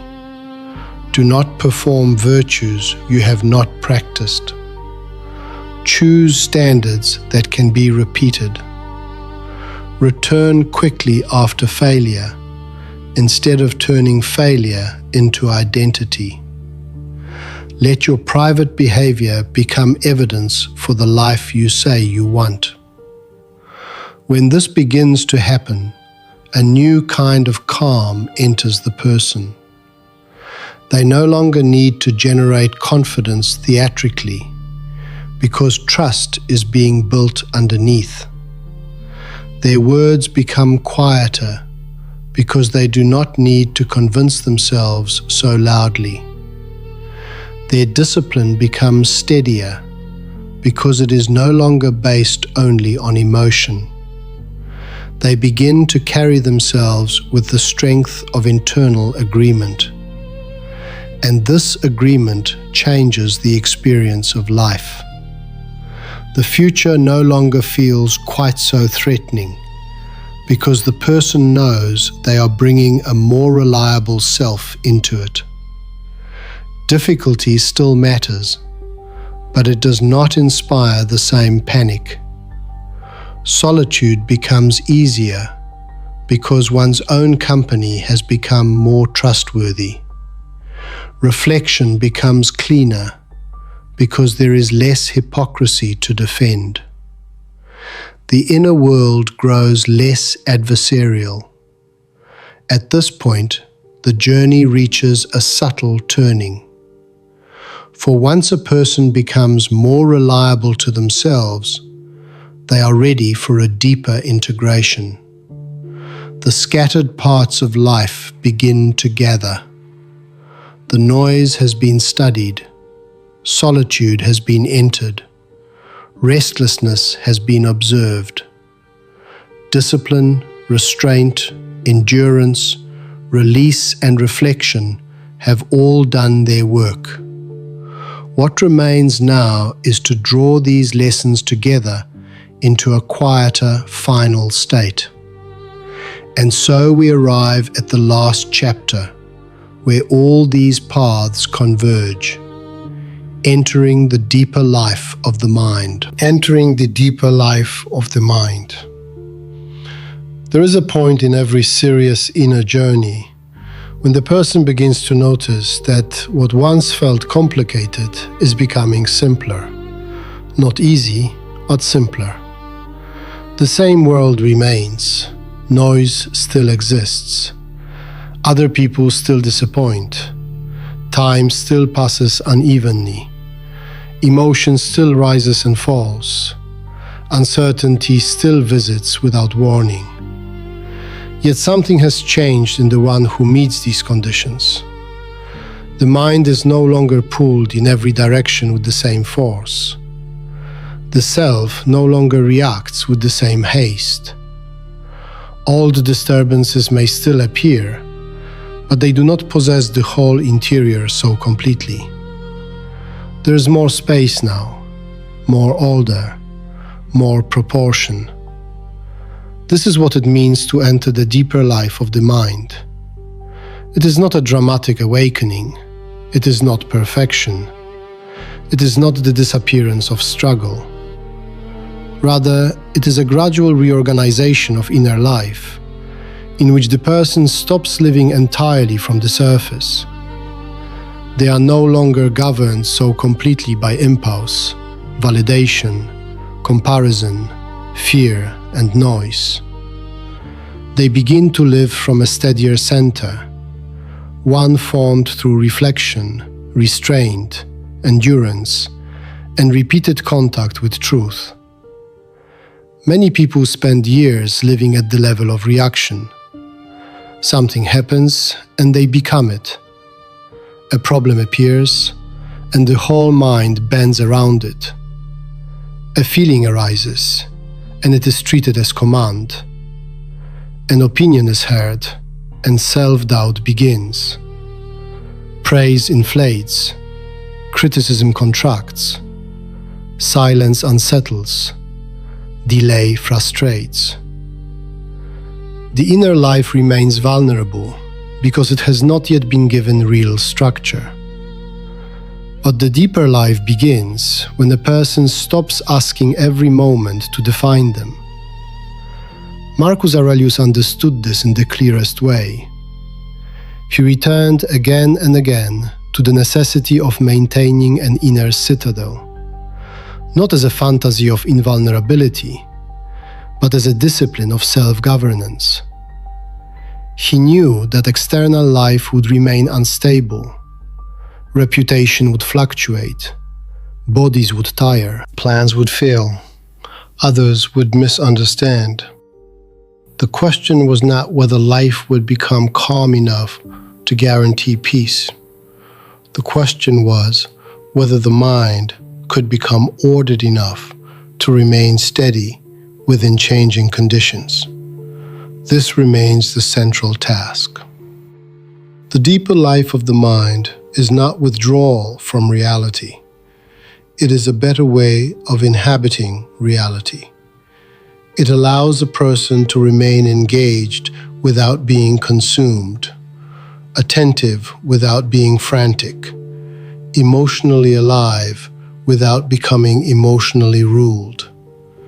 It creates a kind of inward spaciousness in which things can be seen more accurately because they are no longer magnified by constant agitation. Psychologically, this state becomes possible when the mind has practiced enough distance from itself to stop merging with every passing movement. Thoughts still come, but they are not all believed. Emotions still arise, but they are not all obeyed. Old memories may still visit, but they no longer automatically reopen identity. The self becomes less fused with inner weather and more capable of witnessing it. This does not make a person cold, it makes them less captive. And this captivity is what most people mistake for normal life. They assume it is normal to be constantly interrupted inwardly, constantly compared, constantly uneasy, constantly seeking reassurance, constantly bargaining with one's own will. Because so many live that way, the condition becomes ordinary. But ordinary is not the same as healthy. The deeper life begins when a person realizes that inward disorder is not destiny. It is often training, and what has been trained can, with time, be retrained. This retraining does not happen through grand statements. It happens through 1,000 small acts of correction, returning to silence instead of fleeing it, choosing restraint instead of reaction, letting a feeling pass before making it into philosophy, reducing unnecessary needs, releasing old burdens, keeping one promise more carefully, seeing another person's success without turning it into self-rejection, accepting difficulty without theatrical suffering. Each of these acts looks small in isolation. Together, they create a different consciousness. Montaigne would likely remind us that a person never becomes finished in this work. The self remains changeable, complex, at times contradictory. The deeper life is not the achievement of final certainty. It is the cultivation of a more honest relationship with one's own mind. Less performance, less illusion, less haste in judgment, more patience with process, more willingness to observe before concluding, more ability to live with ambiguity without collapsing into confusion. There is also a quiet dignity in this deeper life, because it frees a person from many unnecessary humiliations. They do not need to chase every invitation to feel important. They do not need to display every insight to feel intelligent. They do not need to win every argument to feel real. They no longer require the world to constantly reassure them that they exist with value. Something has been established inwardly that does not collapse so easily. This is a form of maturity that cannot be imitated well.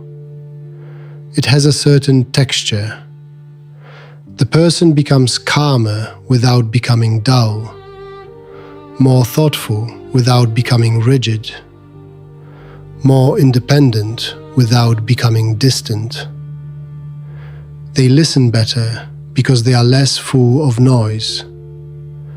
They speak more carefully because they are less driven by the need to prove themselves. They endure more capably because they have stopped demanding that life always move at the speed of comfort. Most importantly, they become inhabitable to themselves. Their own mind is no longer only a place of pressure, argument, and escape. It becomes somewhere they can return to without fear, not because nothing difficult is there, but because they have learned how to be there with steadiness. And perhaps that is the deepest change of all, to no longer live as a stranger to oneself, to no longer be frightened by silence, to no longer require endless distraction to avoid inner contact, to become, slowly and honestly, a person whose consciousness has depth enough to rest in. From here, there is only one final step remaining. Not a new lesson, but a gathering of everything that has been seen, a quieter closing, a final reflection on what it means to live with greater clarity, greater discipline, and greater peace within the human mind. As this journey comes to a close, it becomes easier to see that the deepest struggles of life are rarely only external. The world certainly places demands on us. It interrupts, provokes, distracts, disappoints, and pressures. It fills the day with noise and the mind with impressions. But much of what shapes a life is determined by what happens after those impressions enter the inner world.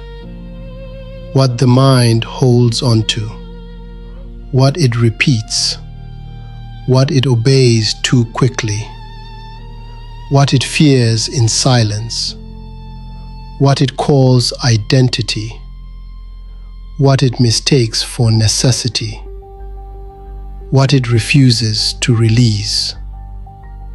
This is where self-mastery begins, not in public image, not in dramatic declarations, not in appearing strong, but in learning patiently how to live with greater order inside one's own consciousness.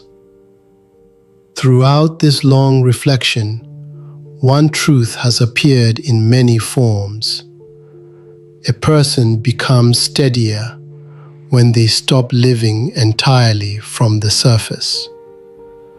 The surface is where mood shouts loudest, where comparison bites hardest, where distraction feels irresistible, where emotion tries to pass for truth, where the ego keeps asking to be reassured. Many people spend years there, reacting to whatever is nearest, loudest, or most flattering. And because that way of living is common, it can feel unavoidable. But it is not unavoidable. The mind can be trained. Attention can be reclaimed. Emotion can be felt without becoming master. Discomfort can be endured without panic. Solitude can become a place of contact rather than fear. Silence can become restorative rather than threatening. Discipline can become protection rather than burden. And identity itself can become more flexible, more truthful, less chained to old narratives. This does not mean becoming perfect. No serious life is built on perfection. There will still be days of agitation, moments of weakness, seasons of confusion, returns of old habits, flashes of pride, episodes of regret. The deeper life is not the elimination of difficulty. It is a different relationship to difficulty, a calmer one, a more intelligent one that does not immediately surrender the whole mind to whatever happens to be felt in the moment. That change is enough to alter the course of a life. Because when a person learns to pause before reacting, they suffer less from unnecessary conflict.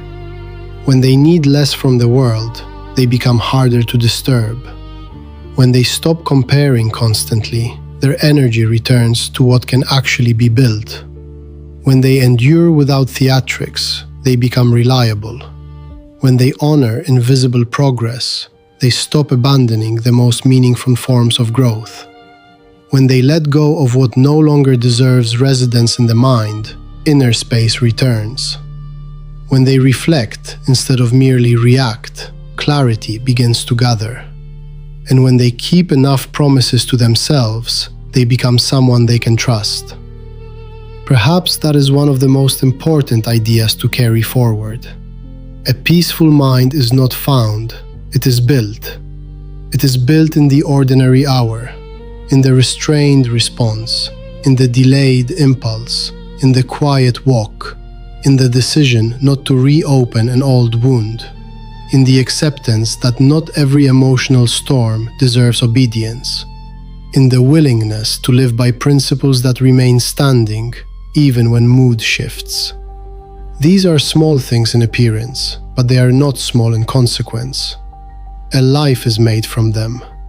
Over time, such choices create a person whose inner world is less crowded, less desperate, less divided. A person who can sit alone without immediately reaching for escape.